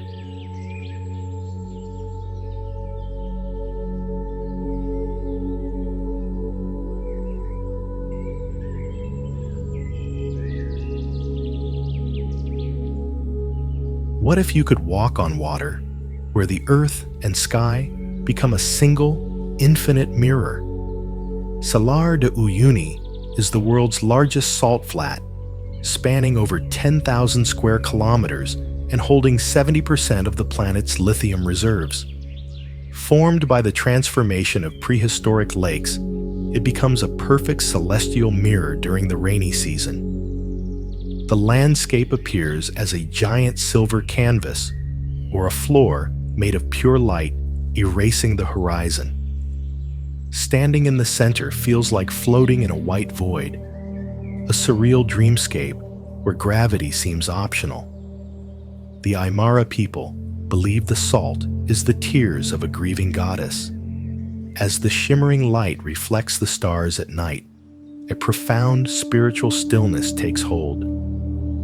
Is this a gateway to heaven? Or has the earth simply decided to reflect the beauty of the cosmos?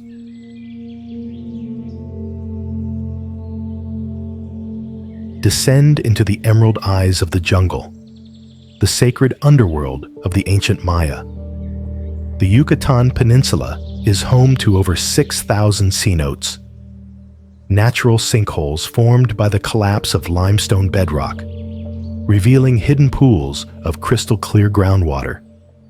For the Maya, these were not just water sources, but portals to Xibalba, the land of the dead. From the surface, they look like dark emerald portals framed by hanging vines and roots. Underwater, the light filters through the opening like sunbeams in a sunken glass palace. The silence below the surface is heavy with the weight of ancient sacrifices and hidden history. As the light pierces the deep blue void, you feel the gaze of the past upon you.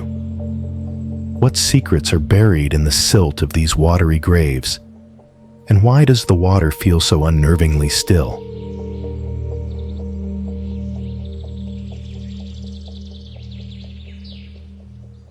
Dare to look into the mouth of a sleeping god that could swallow the world.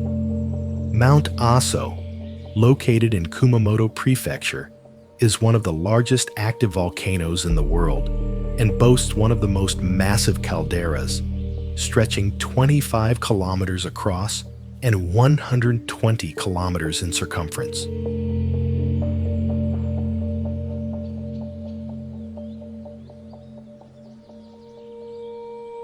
Within this giant crater, several active peaks continue to vent ash and smoke, most notably Mount Nakadake.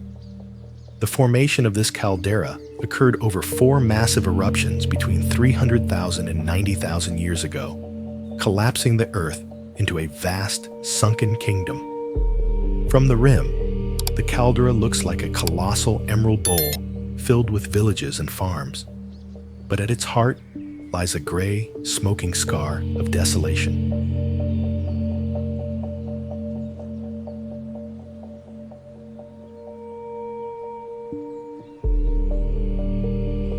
The contrast between the lush green plains and the toxic turquoise acidic lake in the crater is haunting. The Japanese have worshipped Aso for centuries, believing it to be the source of all earthly energy. When the white smoke plumes rise against the deep blue sky, it feels like the mountain is exhaling. If the god of Aso were to fully wake, would our civilizations be anything more than dust in the wind?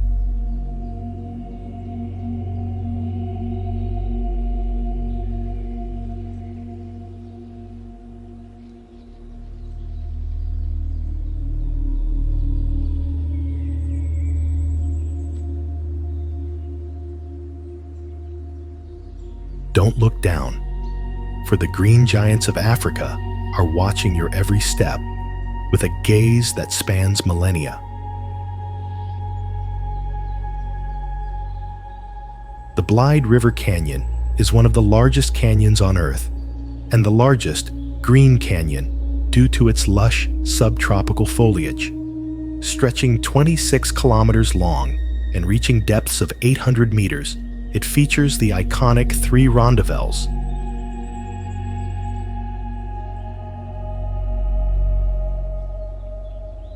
Massive, round quartzite peaks that resemble traditional African huts.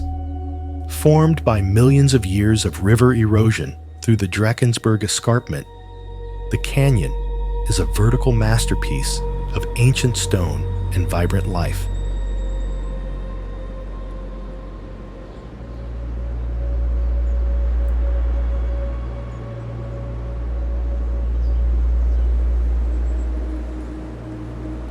It looks like a series of emerald-covered fortresses, guarding a winding silver ribbon of water, a verdant wall of life cutting through the heart of the continent. The scale of the drop is dizzying, a sheer transition from the high plateau to the low veld below.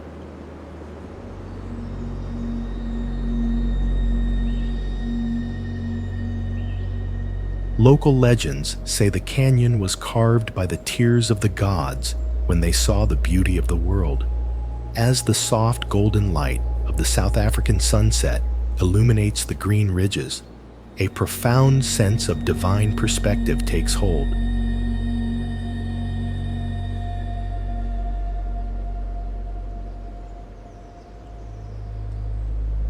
Are we looking at a geological formation? Or are we standing in the palm of a creator who values beauty above all else? How can something so vast feel so peaceful, yet so intimidatingly powerful?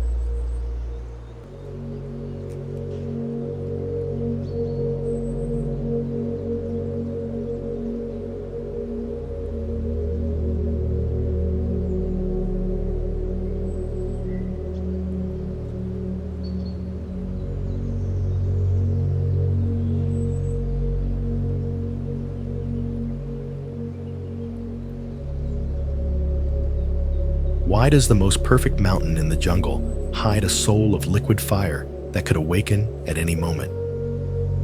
A renal volcano is a massive stratovolcano that rises 1,633 meters above the lush rainforests of northern Costa Rica.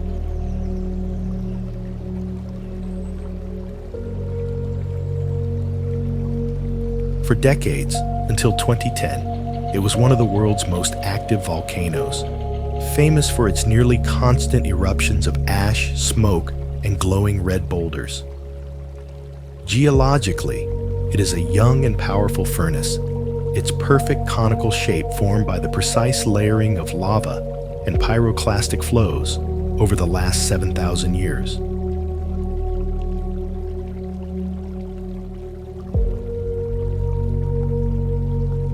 The mountain looks like a green cloaked pyramid, topped with a crown of charcoal ash.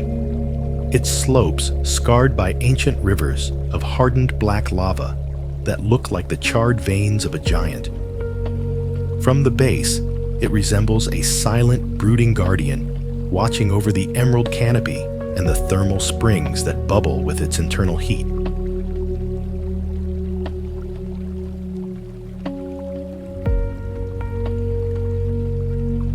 Local legends of the Maluku people speak of the volcano as a gateway to the Earth's spirit, a place where life and death are born from the same fire. As the clouds wrap around the summit like a white shroud, a sense of terrifying anticipation lingers. Is the mountain truly sleeping? or is it just holding its breath? If the fire returns, will the jungle remember how to forgive the ash?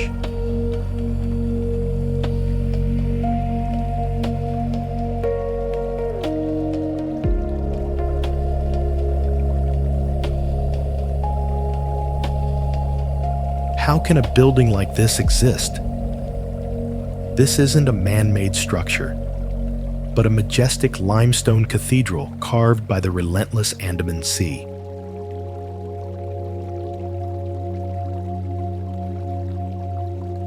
Pile Lagoon, located on Koh Phi Lay, is a shallow, emerald green basin surrounded by nearly vertical limestone rocks that rise 100 meters high.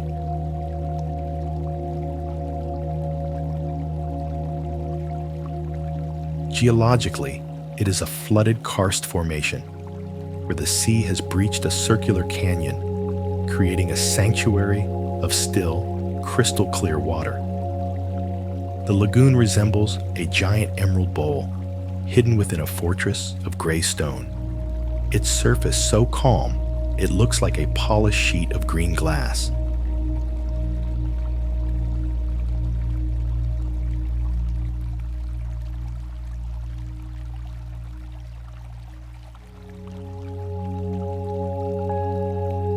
The water's color shifts from electric turquoise to deep jade, depending on the sun's angle, creating a visual symphony of liquid light.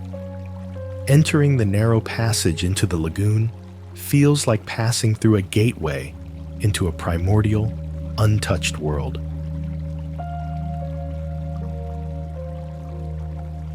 There is a sacred silence here, broken only by the soft rhythm of the tides. Local sailors believe the lagoon is protected by sea spirits who grant peace to those who enter with a humble heart. As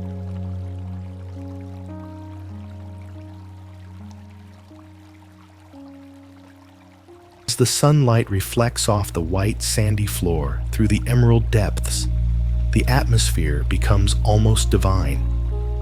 Is this the birthplace of the ocean's purity, or just a beautiful dream from which we must eventually wake? Can a place this beautiful truly be part of our chaotic world?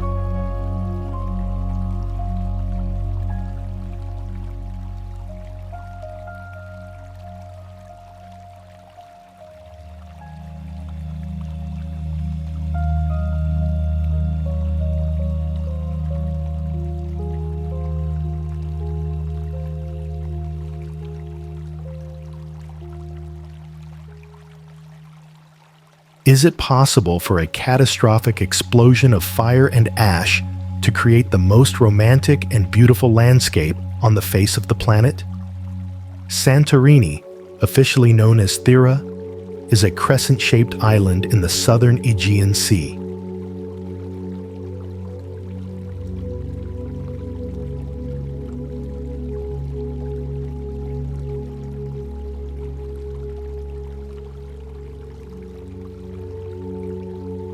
The remnant of a massive volcanic caldera that collapsed following one of the largest eruptions in human history around 3,600 years ago.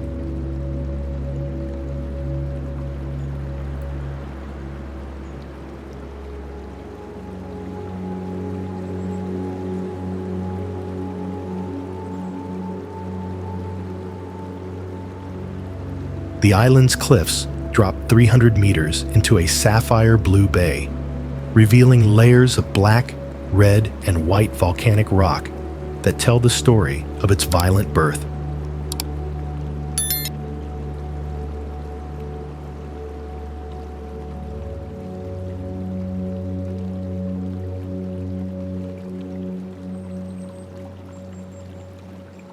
The iconic whitewashed villages of Oya and Fira cling to these precipices like sugar cubes or a dusting of snow on a dark, charred mountain. The sapphire blue domes of the churches mimic the exact color of the sea and sky, creating a visual harmony that feels almost divine.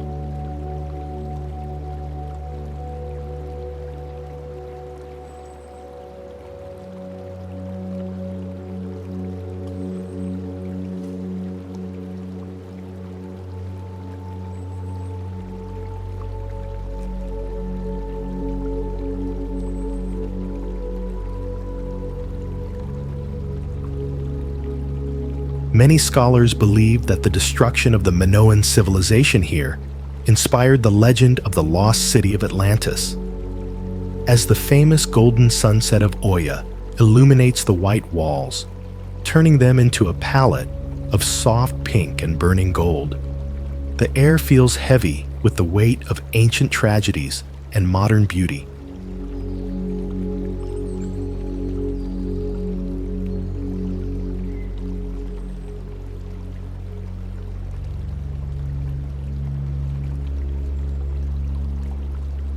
Does the volcano still dream of the civilization it swallowed? Or is the island a monument to the resilience of life above the abyss? Why does the most beautiful light always seem to shine on a land built upon a furnace?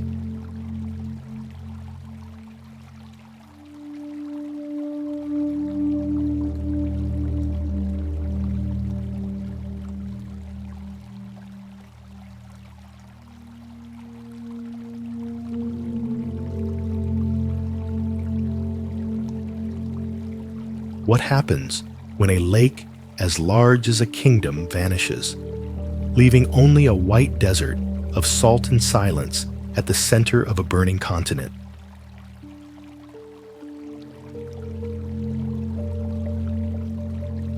The Makgadikgadi Ponds in Botswana are one of the largest salt flat complexes in the world, the remnants of the ancient Lake Makgadikgadi, which dried up thousands of years ago.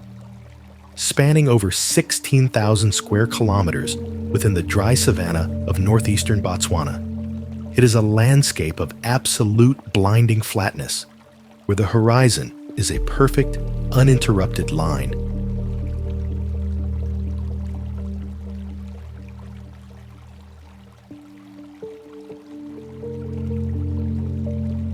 During the dry season, the pans appear as a shimmering, white crust of salt that looks like a field of fallen snow under a scorching African sun, a desolate nothingness that can drive a traveler to madness. It is a place of mirages and echoes, where the absence of sound is so heavy it feels like a physical weight.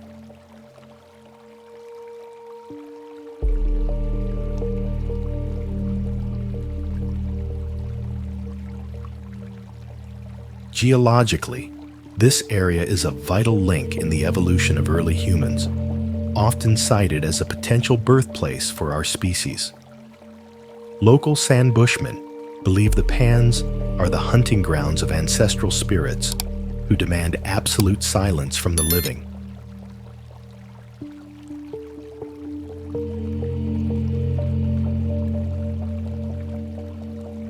As the purple twilight shadows stretch across the white expanse, the stars appear so close they feel like they are resting on the earth.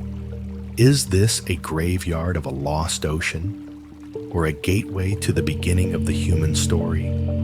Can you hear your own soul in a place where the wind has nothing to whisper against?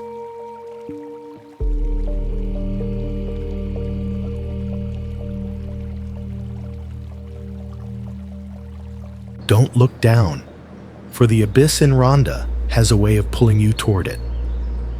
Perched precariously atop the El Tahoe Gorge, this Andalusian city is split in two by a 120-meter deep chasm, connected by the massive 18th century Puente Nuevo Bridge.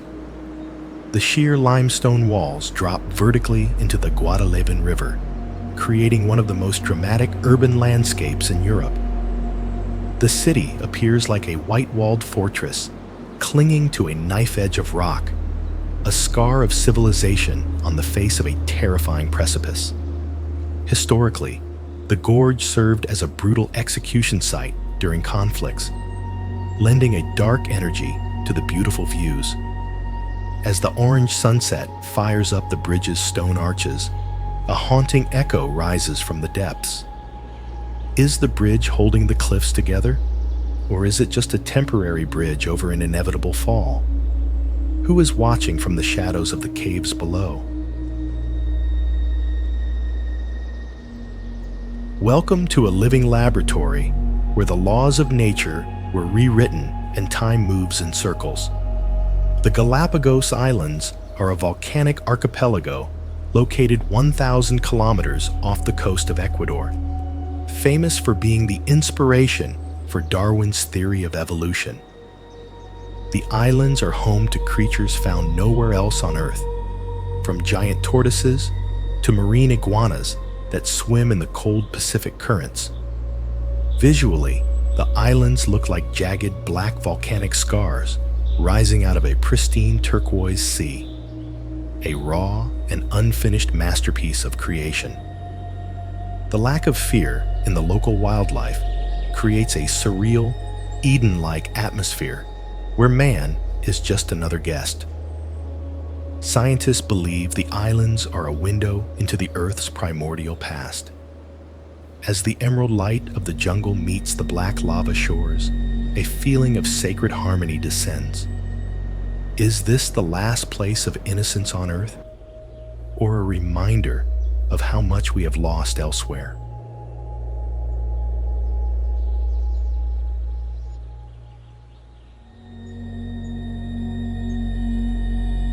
Step carefully, for the sands here are never truly still, and they do not like to be disturbed. Known as the Great Indian Desert, the Thar covers over 200,000 square kilometers across the state of Rajasthan, forming a natural boundary between India and Pakistan.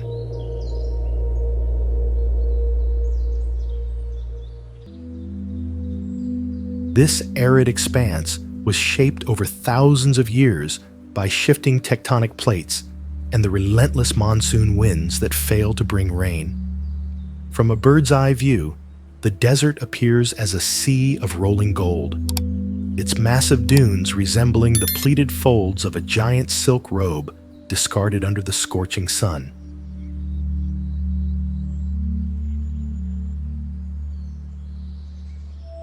The sharp ridges of the sand create a mesmerizing, geometric labyrinth that changes with every gust of wind.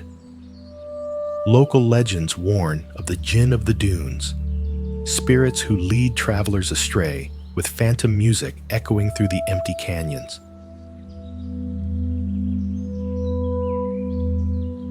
As the twilight casts a deep crimson glow over the horizon, the silence becomes heavy with an ancient, watchful energy. Is the wind really just the air moving? Or is it the desert whispering secrets to those it intends to keep forever?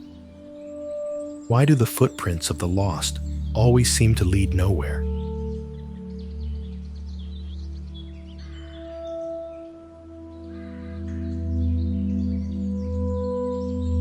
Why do we feel a magnetic pull toward the boiling blood of the earth in a land consumed by snow and shadow? Shibu Onsen is a 1,300-year-old thermal sanctuary in the heart of Japan, where volcanic water pulses through 9 public baths and ancient wooden ryokans. The town looks like a glowing lantern lost in a valley of shadows, its narrow streets breathing thick clouds of sulfurous steam that hide the moonlight. It resembles a steaming scar on the mountain's skin, a place where the boundary between the living and the spirit world seems paper-thin. Local folklore tells of yokai that share these sacred waters when the mist is thickest. As the steam rises into the cold night air, a haunting sense of the unseen takes hold. Who is really bathing beside you in the dark? Is the water a gift from the gods, or a warning from the fire below?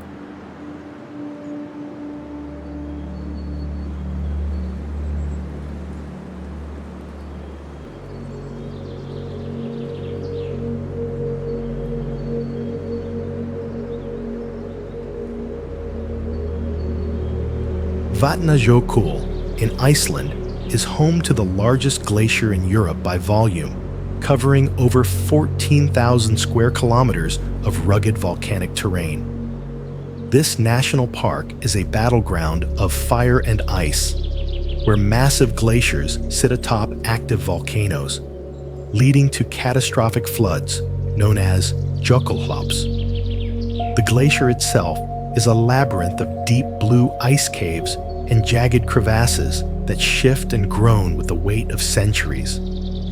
From a distance, it looks like a colossal, blue crystal fortress protecting the secrets of the north, its surface scarred by volcanic ash like a battle-hardened shield.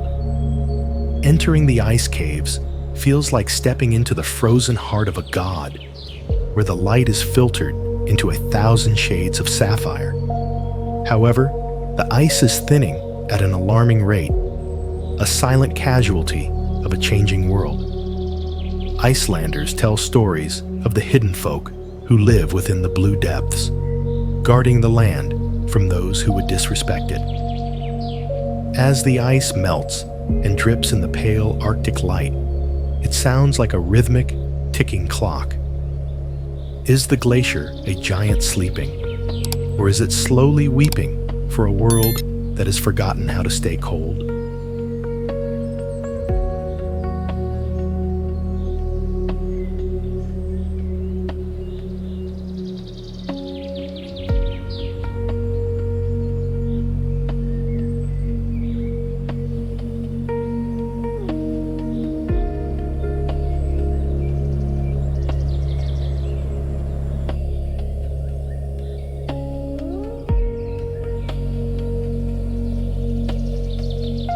How can nearly 1,000 stone giants stand watch over a tiny island in the middle of the Pacific for centuries without uttering a single word?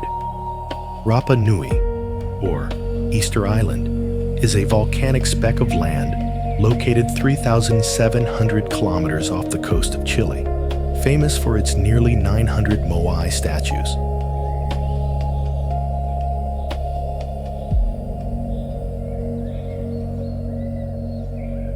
Carved between the 13th and 16th centuries from volcanic tuff at the Rano Raraku quarry, these monolithic figures represent deified ancestors, with some weighing up to 80 tons and standing 10 meters tall.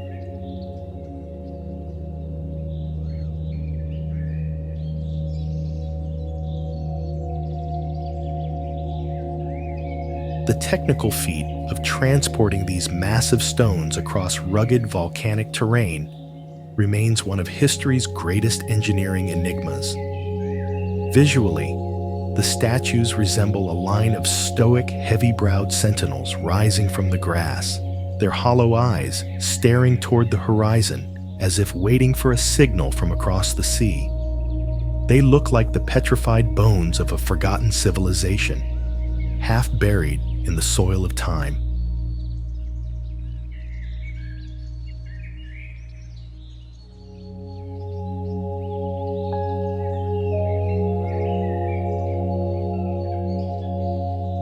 Under the golden light of the setting sun, the shadows of the moai stretch long across the plains, creating an atmosphere of heavy ancestral mystery. Local legends say the statues walked to their platforms using mana, a sacred spiritual power.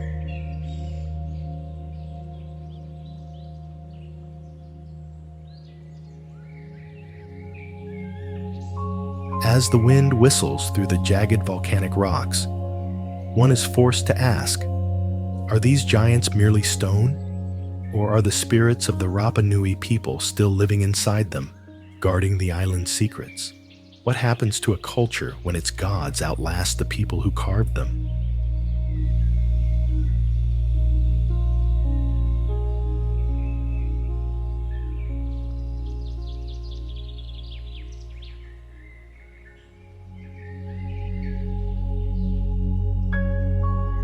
How can something so solid feel as fluid and fragile as a waking dream?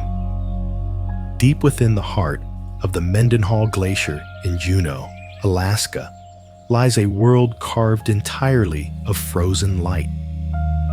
These caves are formed by glacial meltwater that hollows out the ice, creating a shifting architecture that changes every season as the glacier moves.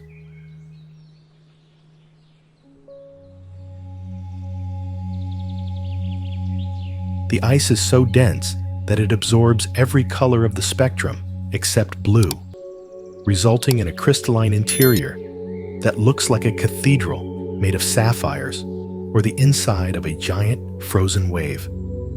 The walls are smooth and translucent, resembling the veins of a primordial beast trapped in a permanent state of slumber.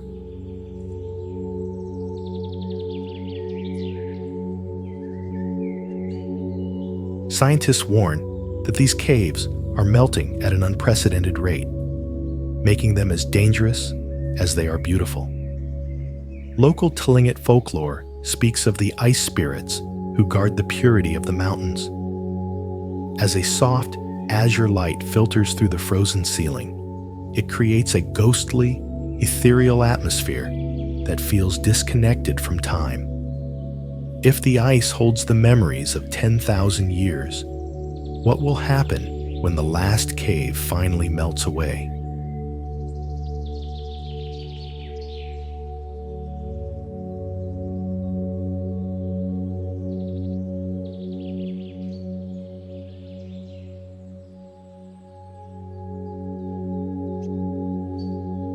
Spanning across northern China and southern Mongolia, the Gobi Desert is a vast, rain-shadowed desert characterized by extreme temperature fluctuations and jagged rock formations.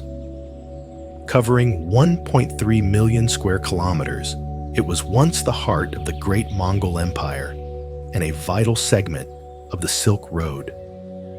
How did such a desolate, scorched landscape become the cradle of civilizations and the graveyard of dinosaurs? Its terrain is a mosaic of gravel plains and towering dunes that shift with the howling Khamsin winds. From above, the desert resembles a vast golden sea that has been frozen in a state of eternal turbulence, its ridges looking like the ribs of an ancient buried beast. The scale of the emptiness is enough to drive a traveler to madness. Mongolian folklore tells of the death worm that hides beneath the sands, waiting for the unwary. As the sun dips below the horizon, turning the dunes into a sea of blood-red shadows, the silence becomes deafening. They say the wind here carries the whispers of Genghis Khan's lost armies. If the sands could speak, would they tell us the secrets of our past? Or would they warn us that our time on Earth is as fleeting as a grain of dust?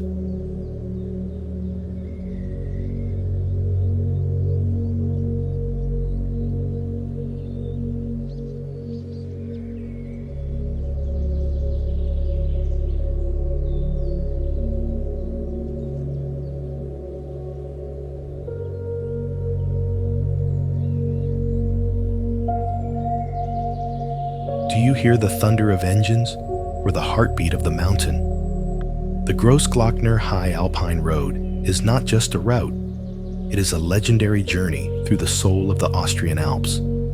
Spanning 48 kilometers with 36 sharp bends, it climbs to 2,504 meters, offering a direct view of the Grossglockner, Austria's highest peak at 3,198 meters. Built during the Great Depression in the 1930s, this road was a miracle of its time, designed to connect the provinces of Salzburg and Carinthia while showcasing the raw power of the Hohe Tauern National Park.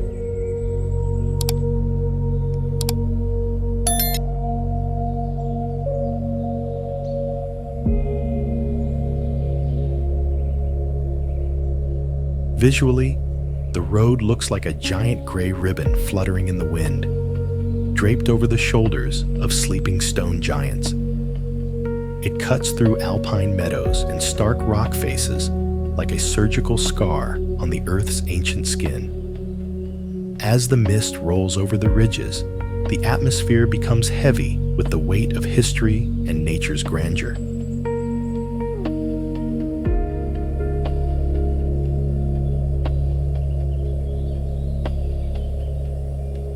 They say that at the highest point, the air carries the whispers of the ancient Celts who once traversed these peaks.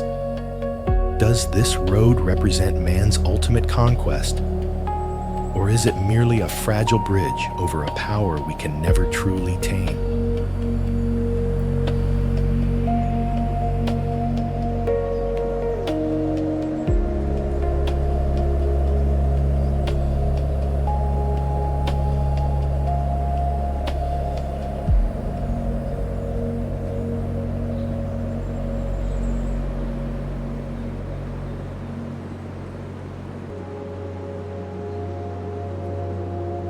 Step into the clouds and realize that the Incan Empire never truly fell.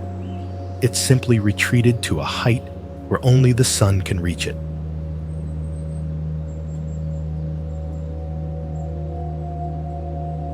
Machu Picchu is a 15th century Incan citadel situated on a 2,430-meter mountain ridge in the Sacred Valley of Peru. Built using the ashlar technique, where stones are cut to fit together perfectly without mortar, it has survived 5 centuries of Andean earthquakes.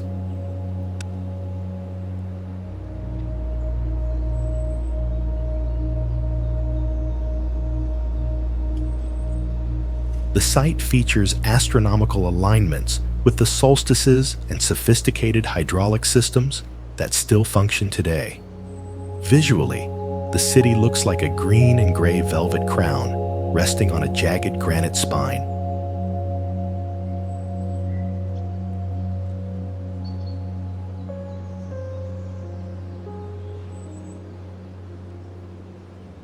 Its terraces resembling the stairs of a god leading into the mist.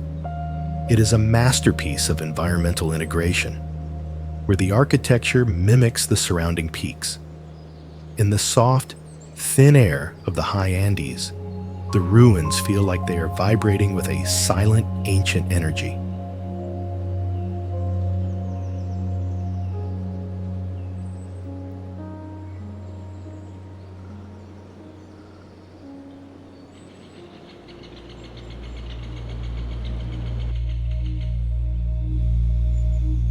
Local shamans believe this is the navel of the world, where the energy of the mountains meets the power of the sun.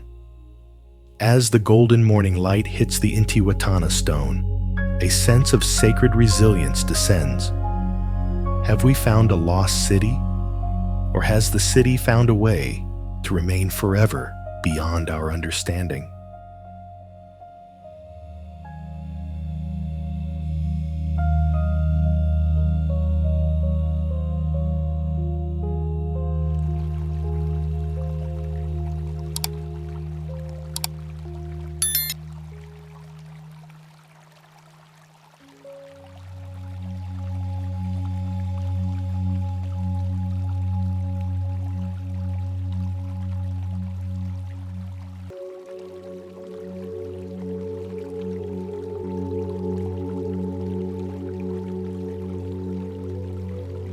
How can a kingdom remain frozen in time, hidden behind the world's tallest peaks, where the air is too thin for even the memories of the modern world to breathe? Mustang, once the forbidden kingdom of Lo, is a remote and arid plateau in the Himalayas of northern Nepal. Sitting at an average altitude of 3,800 meters, this region is a trans-Himalayan rain-shadow desert, characterized by its stark, wind-swept landscapes and deep canyons carved by the Kali Gandaki River.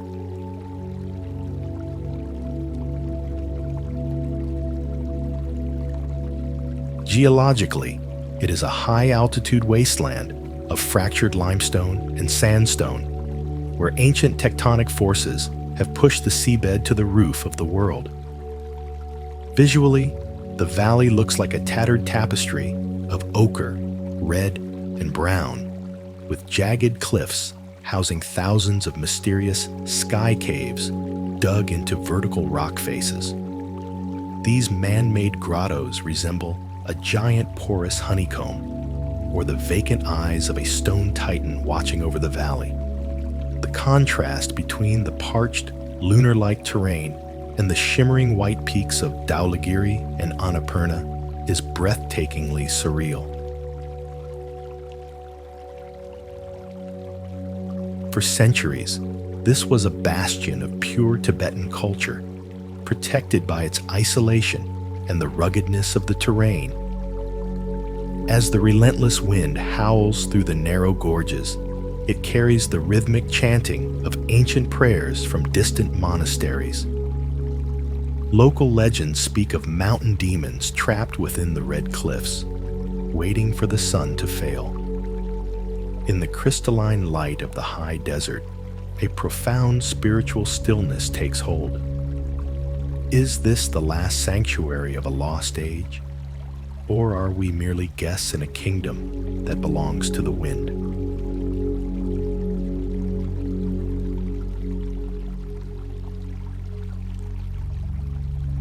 Do you dare to enter the mist where the lines between history, myth, and the cold stone simply dissolve?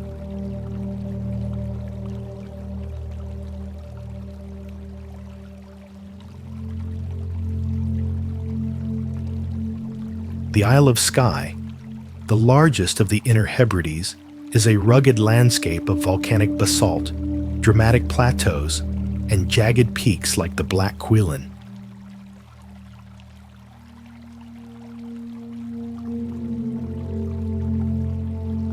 Formed by intense volcanic activity 60 million years ago and later sculpted by massive glaciers, it features the Cuillin, a spectacular landslip of shifting cliffs and hidden plateaus.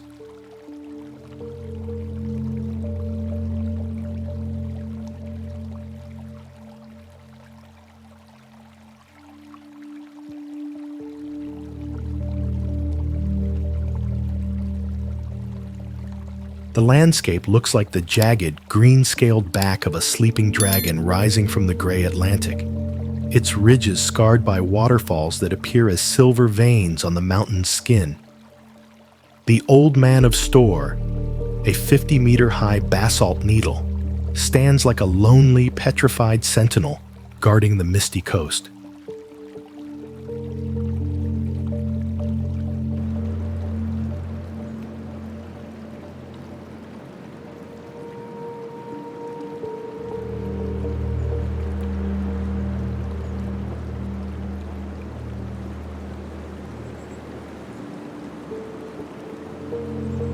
The atmosphere here is perpetually thick with fog and the scent of peat, creating a world where shadows seem more real than the stone itself.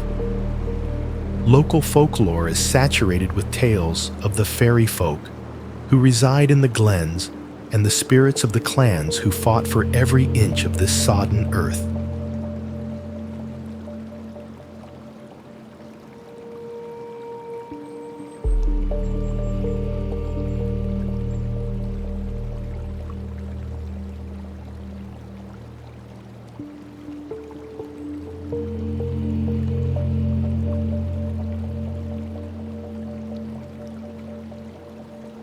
As the pale, ethereal light of the Scottish Highlands breaks through the heavy clouds, illuminating the emerald hills, a chilling sense of the ancient takes hold.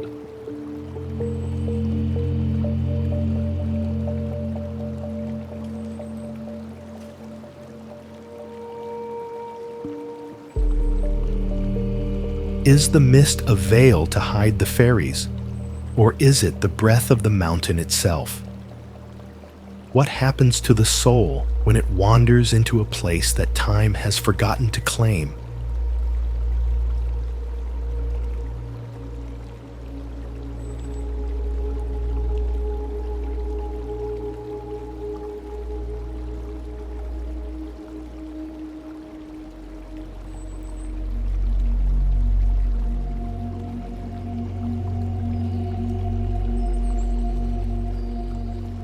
Why would nature shape a lake into the perfect image of a wolf's head and then color it with a blue so intense it looks like a piece of the sky has fallen to earth?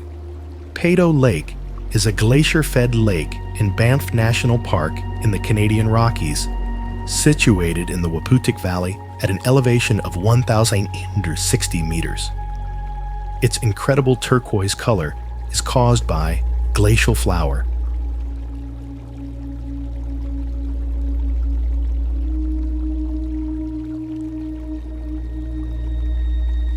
fine silt particles suspended in the water that reflect the blue-green spectrum of sunlight. From the Bow Summit lookout, the lake's unique shape is unmistakable, appearing as a bright blue wolf or a sapphire predator resting in a cradle of dark pine forests and gray granite peaks. The landscape is a masterpiece of vertical contrast, where the sharp, snow-dusted ridges of the Rockies frame the soft, glowing silk of the water.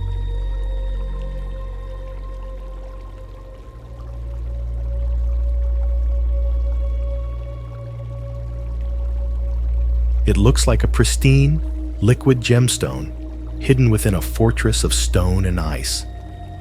Local indigenous cultures have long revered the high peaks as the dwelling places of powerful spirits who control the weather.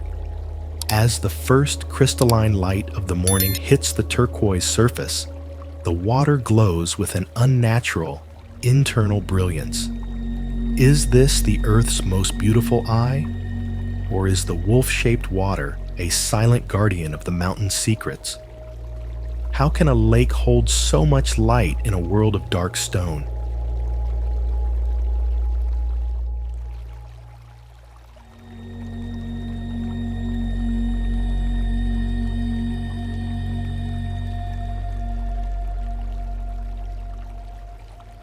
Look into the deepest blue eye of the Balkan Mountains and try to look away before it pulls your soul into the abyss. The Blue Eye, or Siri E. Coulter, is a stunning water spring and natural phenomenon near Muzina in southern Albania.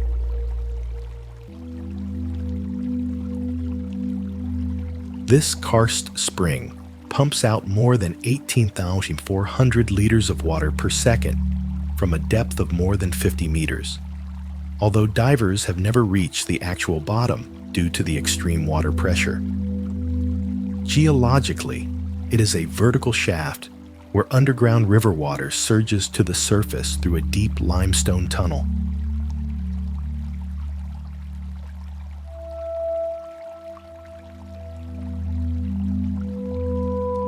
From above, the spring looks exactly like a human eye. The dark indigo center is the pupil, while the surrounding turquoise waters form the iris, framed by the green lashes of the surrounding forest. It looks like a liquid sapphire pulsing within the Earth's chest.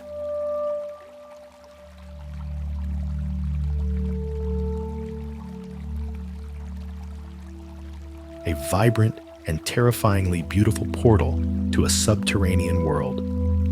The water is a constant 10 degrees Celsius, a cold, surging force that feels like the very breath of the mountains. Local folklore warns that the spring is a gateway to another realm where time flows backwards. As the crystalline blue light shimmers in the dark depths, a chilling sense of the unknown takes hold. What ancient force is watching us from beneath that blue lens? Is the Earth looking at us?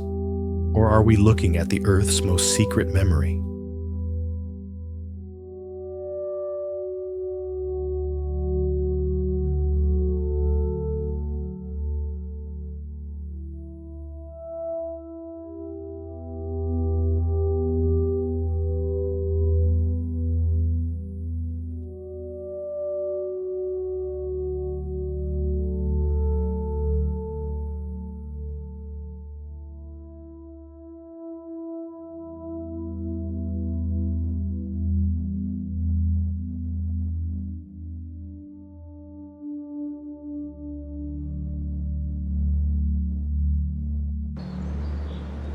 Step into a landscape where the Earth has been stripped bare, revealing the skeletal remains of 75 million years of history. Badlands National Park in South Dakota is a sprawling wilderness of jagged spires, eroded buttes, and deep canyons carved from ancient sedimentary layers of siltstone, clay, and volcanic ash.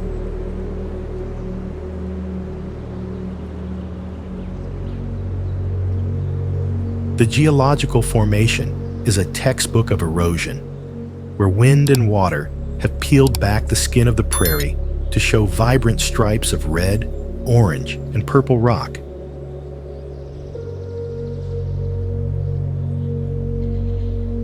Visually, the terrain resembles the wrinkled ribs of a colossal, buried beast, or a series of petrified waves, frozen in a state of decay.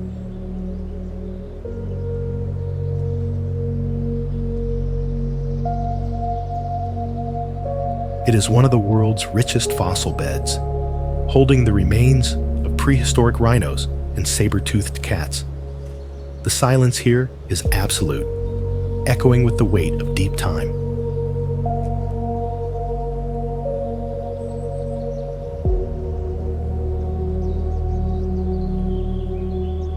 Native American tribes, particularly the Lakota, called this area Mako Sika, meaning Badlands, because of its harsh and unforgiving nature. They believe the spirits of the ancient animals still wander the dry canyons at night.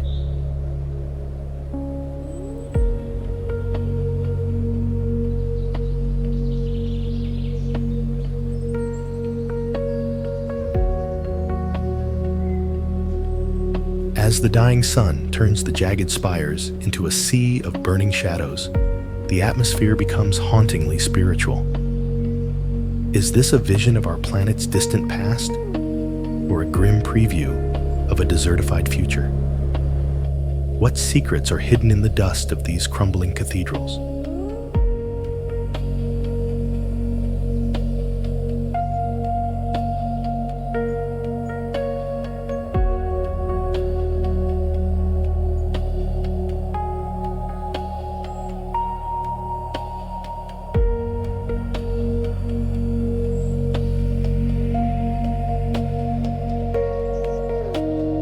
Why does a mountain of ice stand so defiantly in the middle of a sun-scorched continent?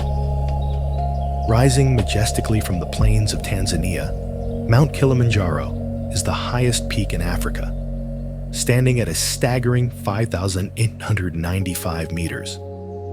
As a dormant stratovolcano, it is a geological anomaly that features 5 distinct ecosystem zones, from tropical rainforests at its base to an Arctic wasteland at its summit.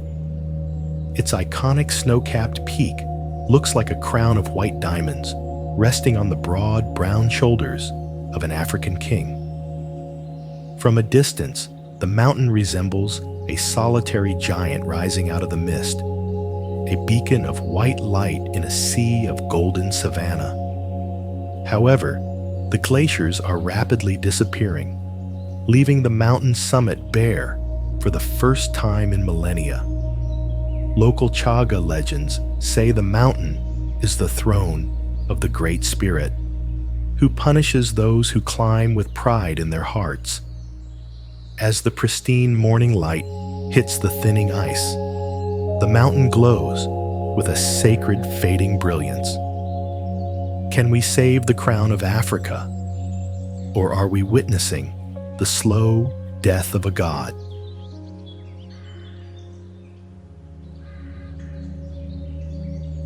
Why does a pillar of fire burn in the heart of a frozen desert?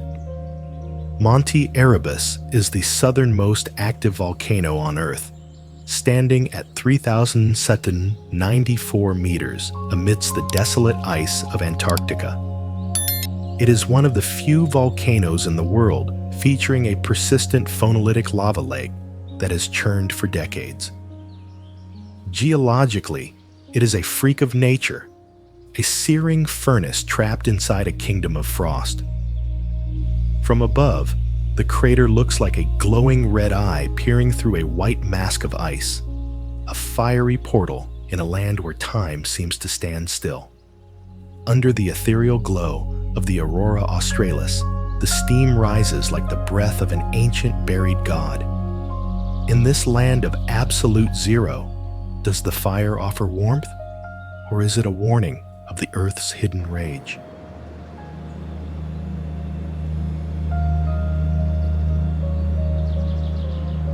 Behold an ocean that appears to swallow itself whole.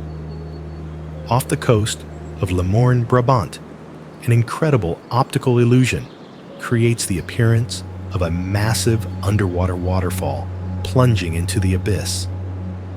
This phenomenon is actually caused by the runoff of sand and silt deposits flowing along the ocean floor into deeper waters. It looks like a giant blue drain or a liquid staircase leading to the center of the earth. The sheer scale of the fall creates a dizzying sensation of falling into the deep indigo void. Locals warn that the currents here are as powerful as the image is deceptive.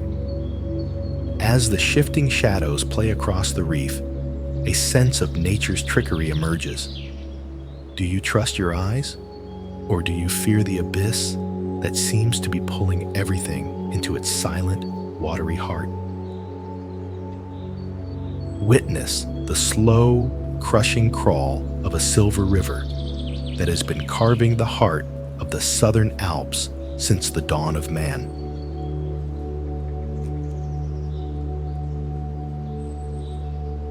The Franz Josef Glacier is a 12-kilometer-long temperate maritime glacier that descends from the high snowfields of the southern Alps to just 300 meters above sea level, ending near a lush, temperate rainforest.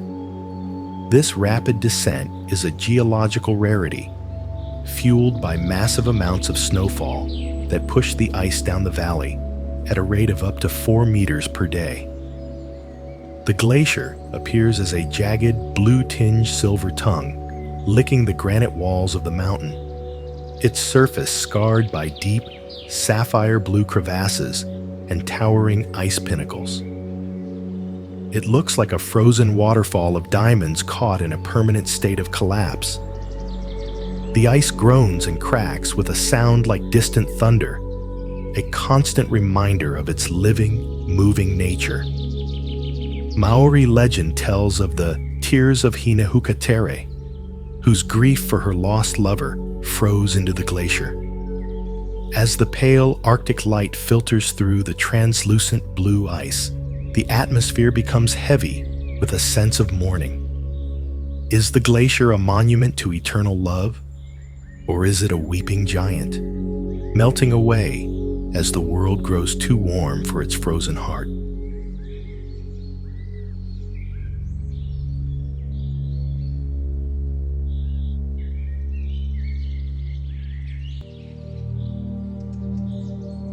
Step into the presence of a white giant that breathes, groans, and refuses to surrender to a warming world. The Perito Moreno Glacier, located in Los Glaciares National Park in Patagonia, is one of the few glaciers on Earth that is still advancing.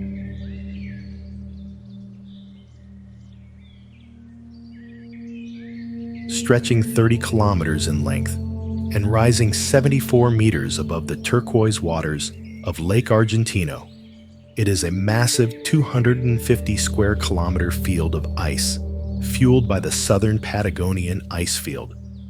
Geologically, it is a river of compressed snow that has spent centuries moving down the Andes, its sheer mass creating a natural dam that occasionally ruptures in a spectacular display of hydraulic power. Visually, the glacier looks like a city of jagged blue knives or a frozen, tattered curtain of sapphire silk draped over the mountains.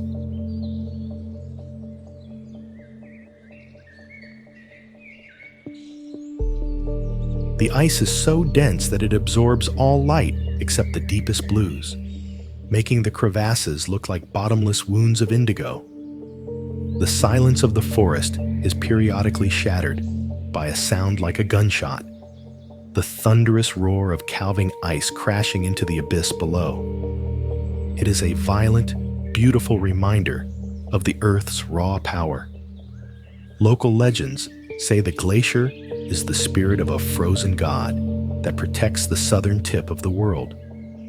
As the cold wind whips off the white plains, you feel the absolute authority of the ice.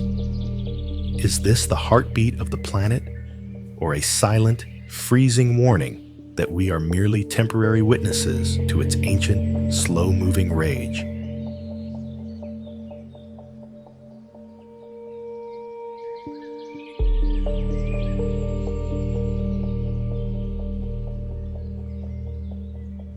step into a primal world of fire and ice, where the earth is still being forged in the heat of 1,000 volcanic hearts.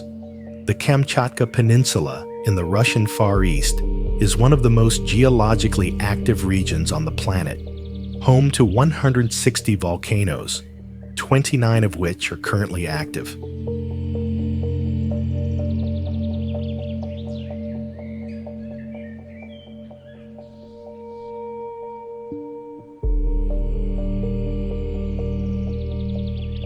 Situated on the Pacific Ring of Fire, this rugged wilderness is characterized by smoking peaks like Klyuchevskaya Sopka, vast geyser fields, and acidic crater lakes that glow with neon colors. The terrain is a chaotic mix of snow-covered tundra and scorched volcanic ash, where brown bears roam the banks of rivers boiling with thermal energy.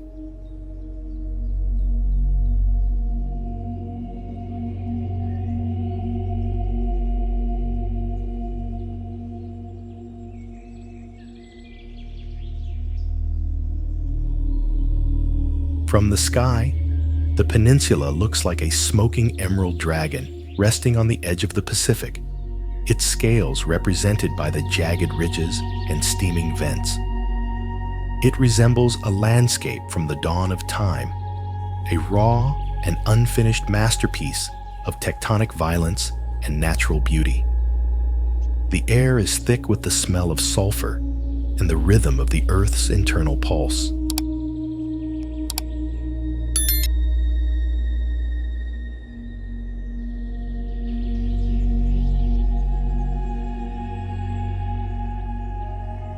Local indigenous tribes believe the volcanoes are the homes of fire spirits that must be pacified with respect. As the steam rises through the falling snow, in the purple light of the subarctic dusk, a terrifying awe takes hold. Are we looking at the past or the future? If the Earth is still changing here, what does it intend to become?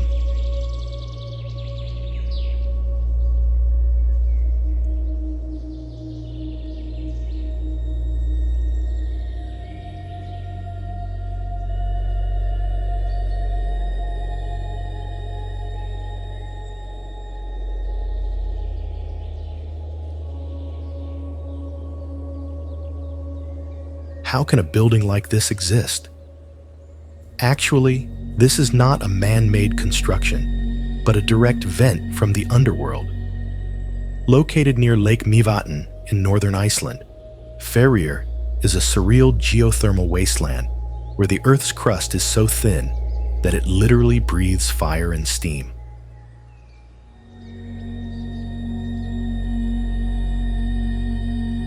The area is packed with roaring fumaroles, bubbling mud pots, and vast deposits of multicolored sulfur that create a toxic, alien atmosphere. No vegetation can survive in this acidic soil, leaving a landscape of raw, scorched beauty.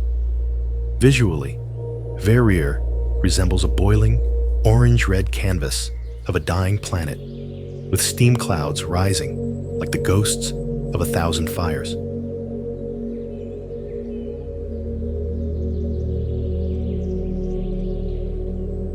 The ground is a patchwork of cracked clay and vibrant mineral stains, looking like a feasting wound on the surface of the north. The smell of sulfur hangs heavy, a constant reminder of the volcanic furnace below. Icelanders whisper that these vents are the chimneys of the hidden people living in the magma. As the orange sun sets through the thick steam, a terrifying question arises.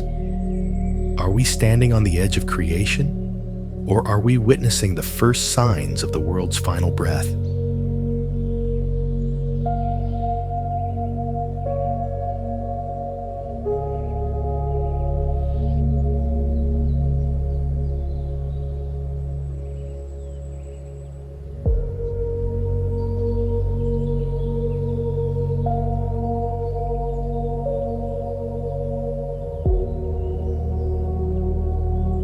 Stand at the jagged edge of the world, where the stone tries to touch the stars. Cape Howie, located in Tasman National Park, features some of the most spectacular dolerite sea cliffs in the southern hemisphere.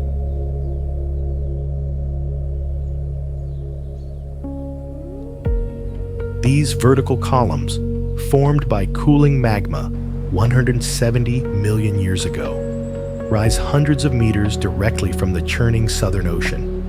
The most famous formations, the Candlestick and the Totem Pole, are narrow stone needles that defy gravity amidst the crashing waves.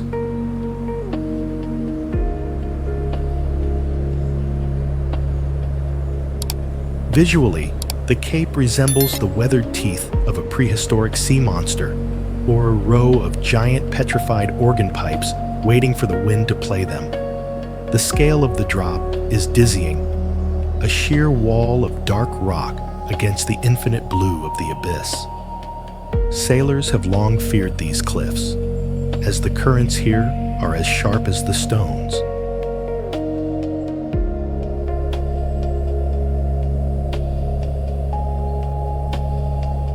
There is a local belief that these columns are the fossilized remains of ancient guardians who turned to stone to protect Tasmania from the sea. As the salt spray rises in the cold light, you must ask, how long can these fragile needles survive the eternal assault of the tides?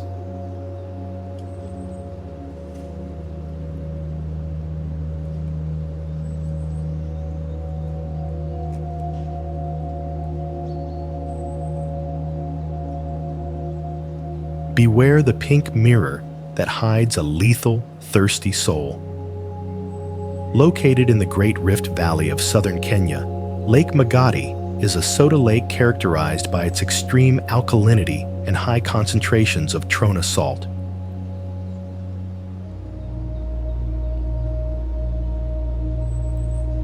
In the dry season, the lake is almost entirely covered by a thick, white, and pink salt crust, with temperatures reaching 50 degrees Celsius.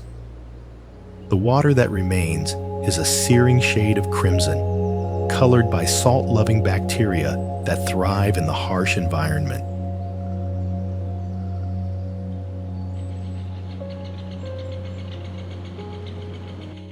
Visually, the lake resembles a vast, cracked sheet of pink-stained glass or a pool of rose-colored milk spilled across the parched African plains. It is a beautiful but deadly trap for any creature that cannot tolerate the caustic minerals.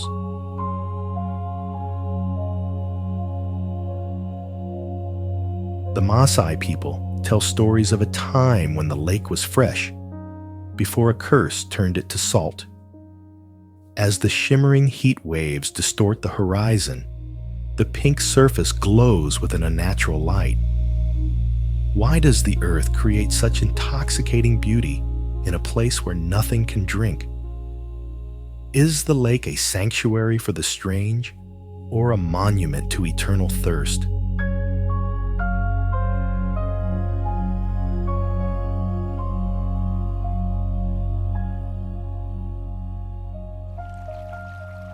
Beware the emerald towers that rise from the sea, like the petrified ribs of a dragon that drowned before history began.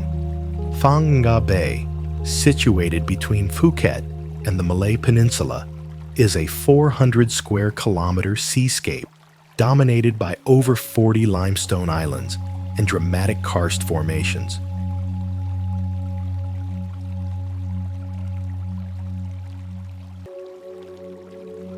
These vertical pillars were formed millions of years ago when coral reefs were pushed upward by tectonic shifts and then relentlessly sculpted by wind and acidic rainwater.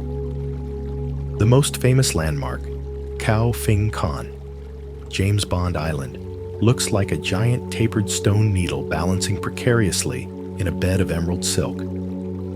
The bay is a labyrinth of secret lagoons, mangrove forests, and dark hongs, sea caves, that can only be accessed through narrow tunnels during low tide. From the air, the islands look like floating emeralds, or the jagged teeth of a sea monster rising from the misty green water.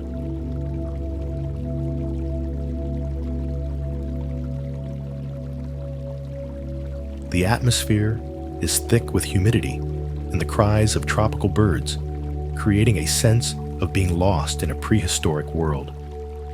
Local Moken sea gypsies believe the islands are the ancestors of the sea, watching over the tides.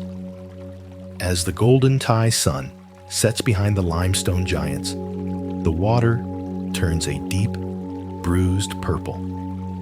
Do these stones hold the secrets of the abyss, or are they just waiting for the ocean to rise and reclaim them? How can something so massive appear to float so effortlessly upon the waves?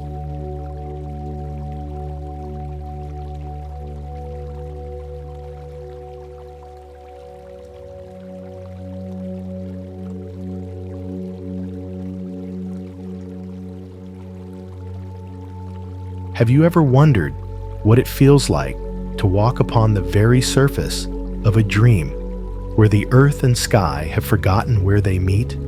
Salar de Uyuni is the world's largest salt flat, spanning over 10,000 square kilometers at an altitude of 3,156 meters in the high altiplano of Bolivia.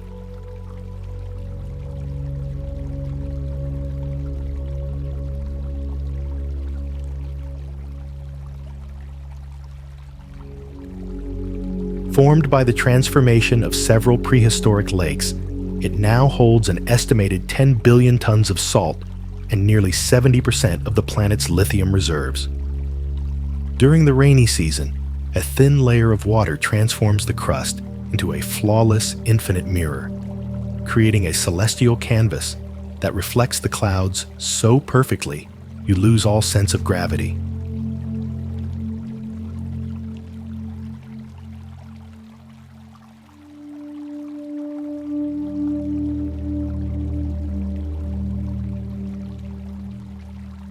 It looks like a giant silver plate or a floor made of pure, liquid light, stretching toward a horizon that simply does not exist.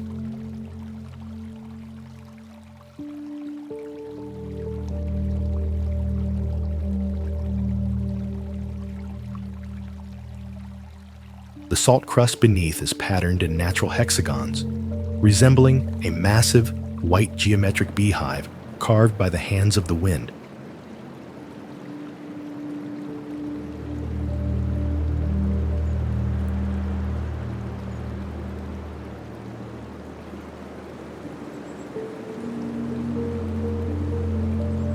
Local Aymara legends say the salt is the mixture of the tears and breast milk of the goddess Tunupa, who wept while mourning her lost child.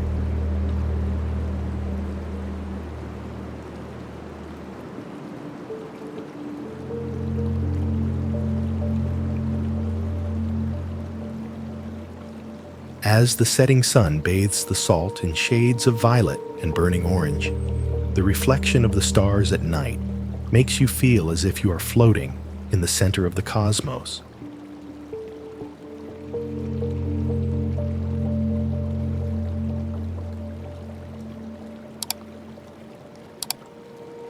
Is this the gateway to a higher dimension? Or is the Earth simply showing us how beautiful the void can be? In a place where your shadow is the only thing grounding you to reality, can you truly trust your own eyes?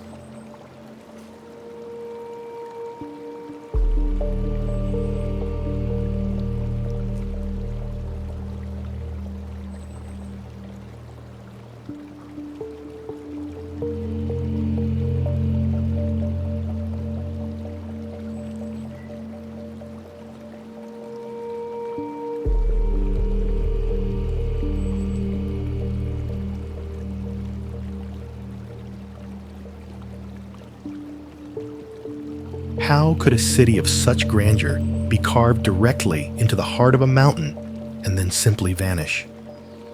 Known as the Rose Red City, Petra was the capital of the Nabatean kingdom in 300 BC, hidden within the rugged desert canyons of Jordan. Its most famous structure, the Treasury, was meticulously hand-carved into the red sandstone cliffs, a marvel of ancient engineering and water management. The entrance through the narrow Saiku Canyon feels like walking through a winding stone throat that suddenly opens into a hidden world. It looks like a city made of sunset and dust, its intricate facades glowing with a warm crimson light. They say the spirits of the Nabateans still haunt the royal tombs. As the candlelight flickers against the ancient rose-colored stone, a profound silence speaks of lost empires. Does the mountain remember the people who shaped it? Or is the city slowly being reclaimed by the desert wind? Jasper National Park is the largest protected wilderness in the Canadian Rockies, spanning over 11,000 square kilometers of raw glaciated terrain. Established in 1907, it protects the Columbia Ice Field, one of the largest accumulations of ice south of the Arctic Circle. The park appears as a jagged spine of frosted granite and ancient emerald forests, with turquoise lakes that look like liquid sapphires dropped into a gray stone basin. It is a geological museum showing the relentless power of glacial erosion and tectonic uplift over millions of years. In the crisp, crystalline light of the alpine morning, the peaks stand as silent, towering guardians of the continent's history. Canadians view this park as a sacred symbol of their wild heritage and the endurance of the North. Does the ancient ice hold the secrets of our planet's future, or is it simply a mirror reflecting the majesty of nature? Journey to a misty island where legends are etched into every jagged stone. The Isle of Skye is a land of volcanic basalt and green plateaus, famous for the Old Man of Storr and the dramatic Quiraying. Formed by ancient volcanic activity, its landscape looks like a green dragon's back rising from the gray Atlantic. The mist often swallows the hills, leaving only the silhouettes of stone needles and hidden waterfalls. It is a place of haunting beauty and Celtic mystery, where the land feels older than time itself. Local folklore whispers of fairies that hide in the glens and spirits that haunt the cliffs. As the pale Scottish light filters through the fog, the atmosphere becomes thick with a sense of the unseen. What happens if the mist never lifts? Is this the edge of the world, or the beginning of a myth? How can a building like this exist? This is the question that haunts every visitor to Antoni Gaudi's masterpiece in Barcelona. Built between 1900 and 1914, Parc Güell is a surreal fusion of organic architecture and nature. Commissioned by Eusebi Güell as a luxury housing estate that eventually became a public park.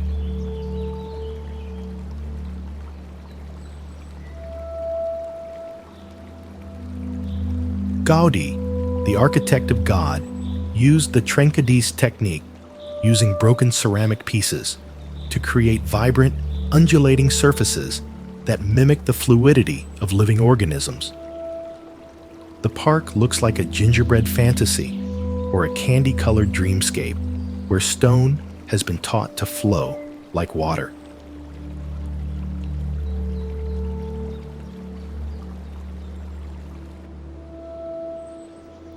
Its iconic mosaic lizard and serpentine bench resemble the scales of a mythical dragon guarding a garden of stone trees and leaning colonnades.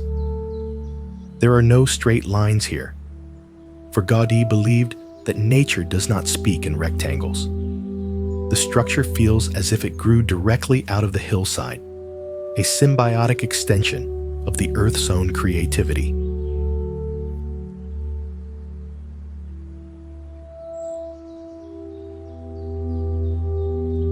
Under the Mediterranean sun, The mosaics shimmer like 1,000 scattered jewels, casting a prismatic light over the city below. It is a place where the boundary between the artificial and the natural simply vanishes into a swirl of color. Is this a playground for the human spirit, or a sacred temple dedicated to the geometry of the divine? Can we ever truly build anything that matches the chaotic perfection of a dream?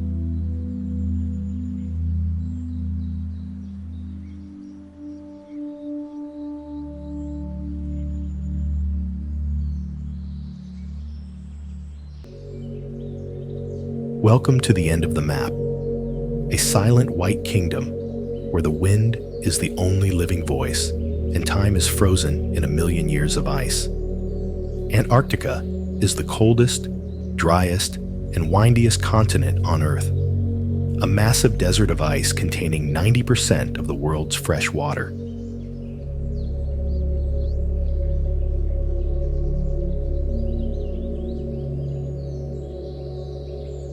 It is a land of extremes, where the sun either never sets or never rises, and temperatures can plunge to -90 degrees Celsius.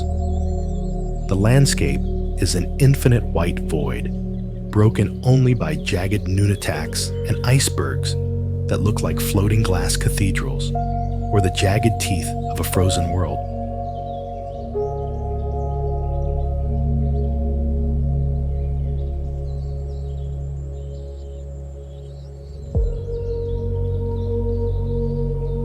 The ice here is so thick that it has crushed the Earth's crust deep into the mantle, creating a topography of absolute, blinding purity. It looks like a pristine, alien planet where gravity and light have different rules, a world of sapphire blue shadows and diamond dust skies.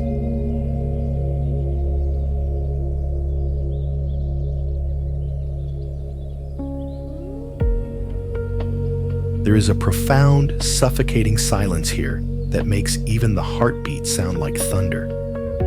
Scientists view this as the planet's ultimate laboratory, but for explorers, it is a spiritual test of human insignificance.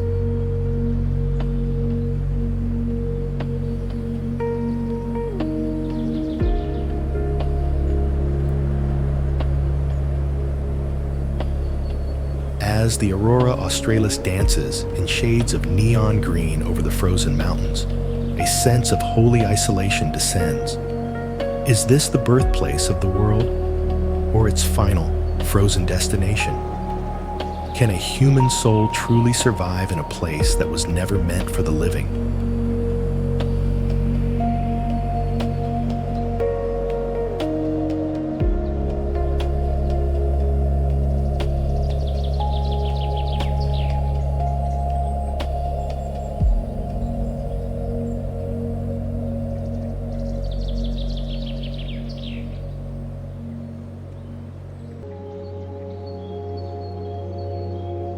In this realm of burning orange, time has no meaning, only the rhythm of the wind.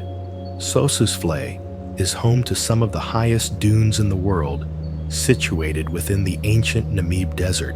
These iron-rich dunes, reaching heights of 300 meters, have oxidized over millions of years into a brilliant, fiery red.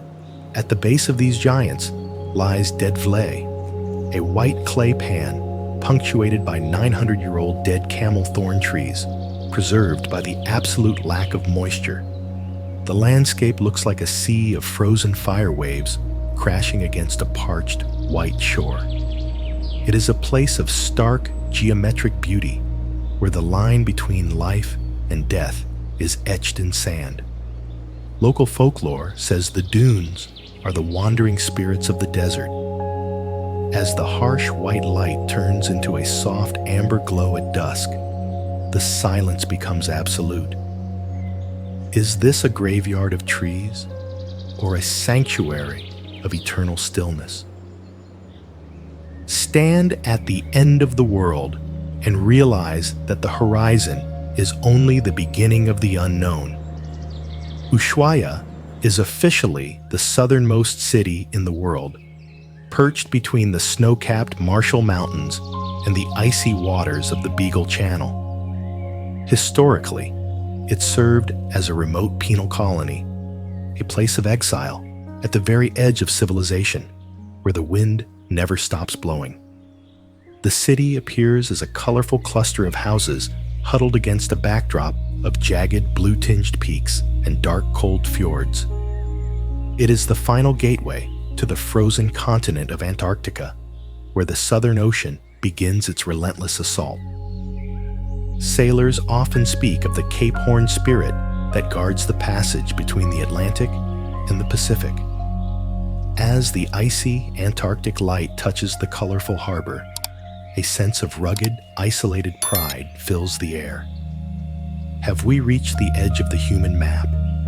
Or is this where the Earth finally chooses to keep its secrets hidden?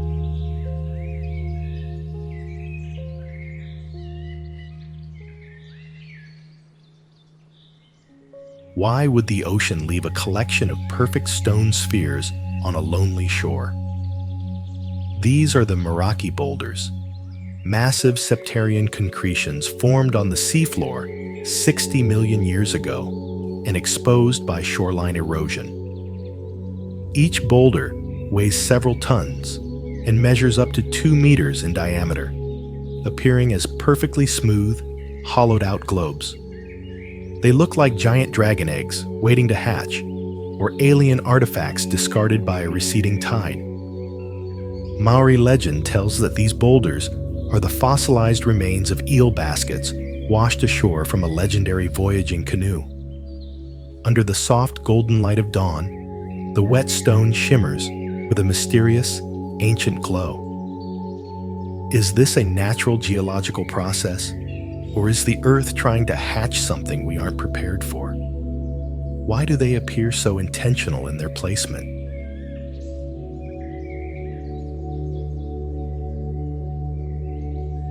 Surrender your weight to a sea that refuses to let you sink, but demands your soul in return.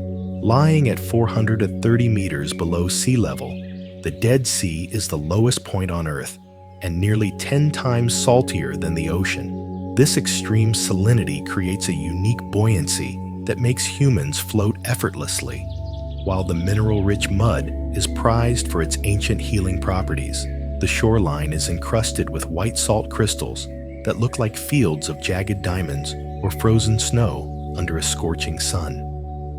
The water has an oily, turquoise sheen that appears unnervingly still. Biblical legends name this as the site of Sodom and Gomorrah, destroyed by divine fire. As the pale moonlight reflects off the salt-white crust, a sense of heavy, historical judgment lingers. Can you truly be cleansed in water where nothing can live? Or is the sea just preserving the sins of the past in its salty depths? Stand before the burning heart of the outback and feel the vibration of a song that has been sung since the beginning of the dream time.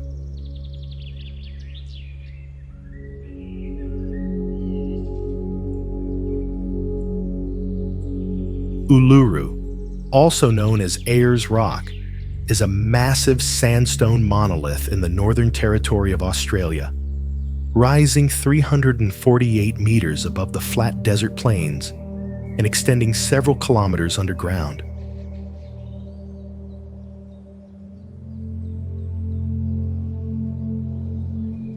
Composed of Arkose sandstone, this Inselberg was formed over 500 million years ago and is famous for its dramatic color changes, shifting from a dull gray to a fiery, glowing red at sunrise and sunset.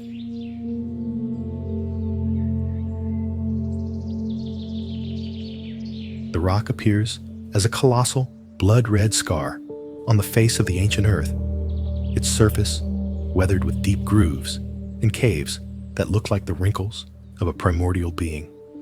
It resembles a giant, resting beast or a petrified heart pulsing in the center of a scorched continent.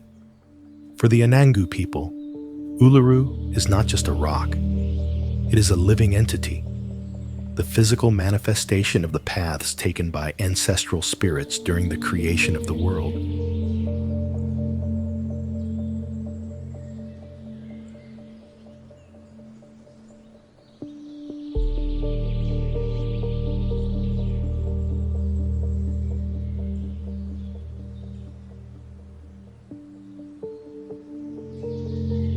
Each cave and fissure holds a sacred story of the law and the land.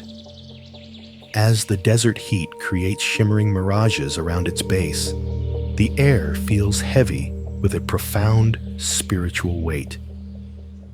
Is this just a geological anomaly, or is it the anchor of the world's oldest living culture?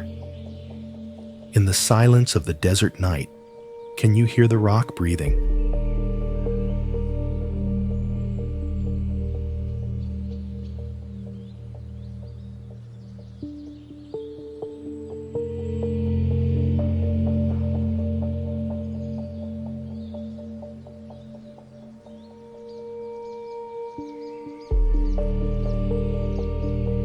How could a structure like this exist, crisscrossing the rugged mountain ranges like a stone dragon protecting the soul of a people? The Great Wall of China is a colossal series of fortifications stretching over 21,000 kilometers across the northern borders of China.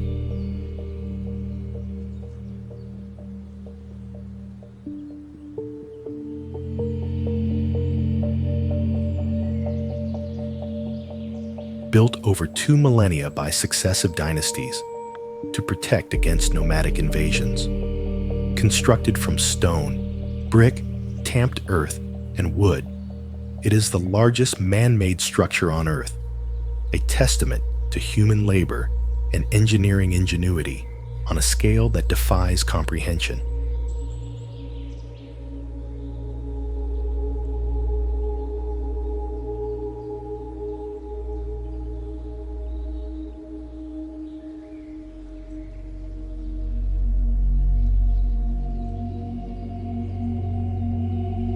The wall follows the jagged contours of the highest mountain ridges, looking like a winding stone spine or a giant gray serpent discarded by the heavens to rest upon the emerald peaks. Each watchtower stands as a silent witness to centuries of war, peace, and the blood of the millions of workers who perished during its construction.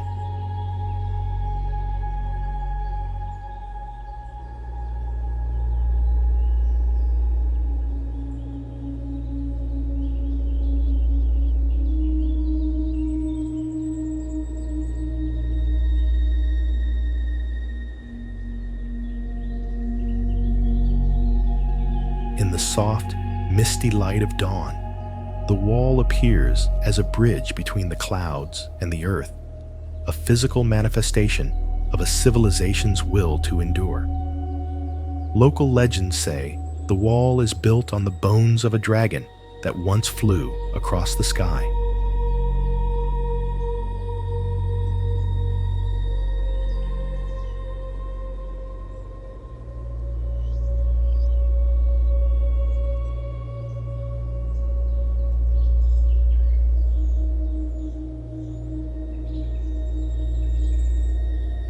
As the sunlight illuminates the ancient brickwork, a sense of immense, heavy history descends. Is this wall a shield to keep the world out, or a cage to keep a culture in? Can a barrier of stone ever truly stop the flow of time and change?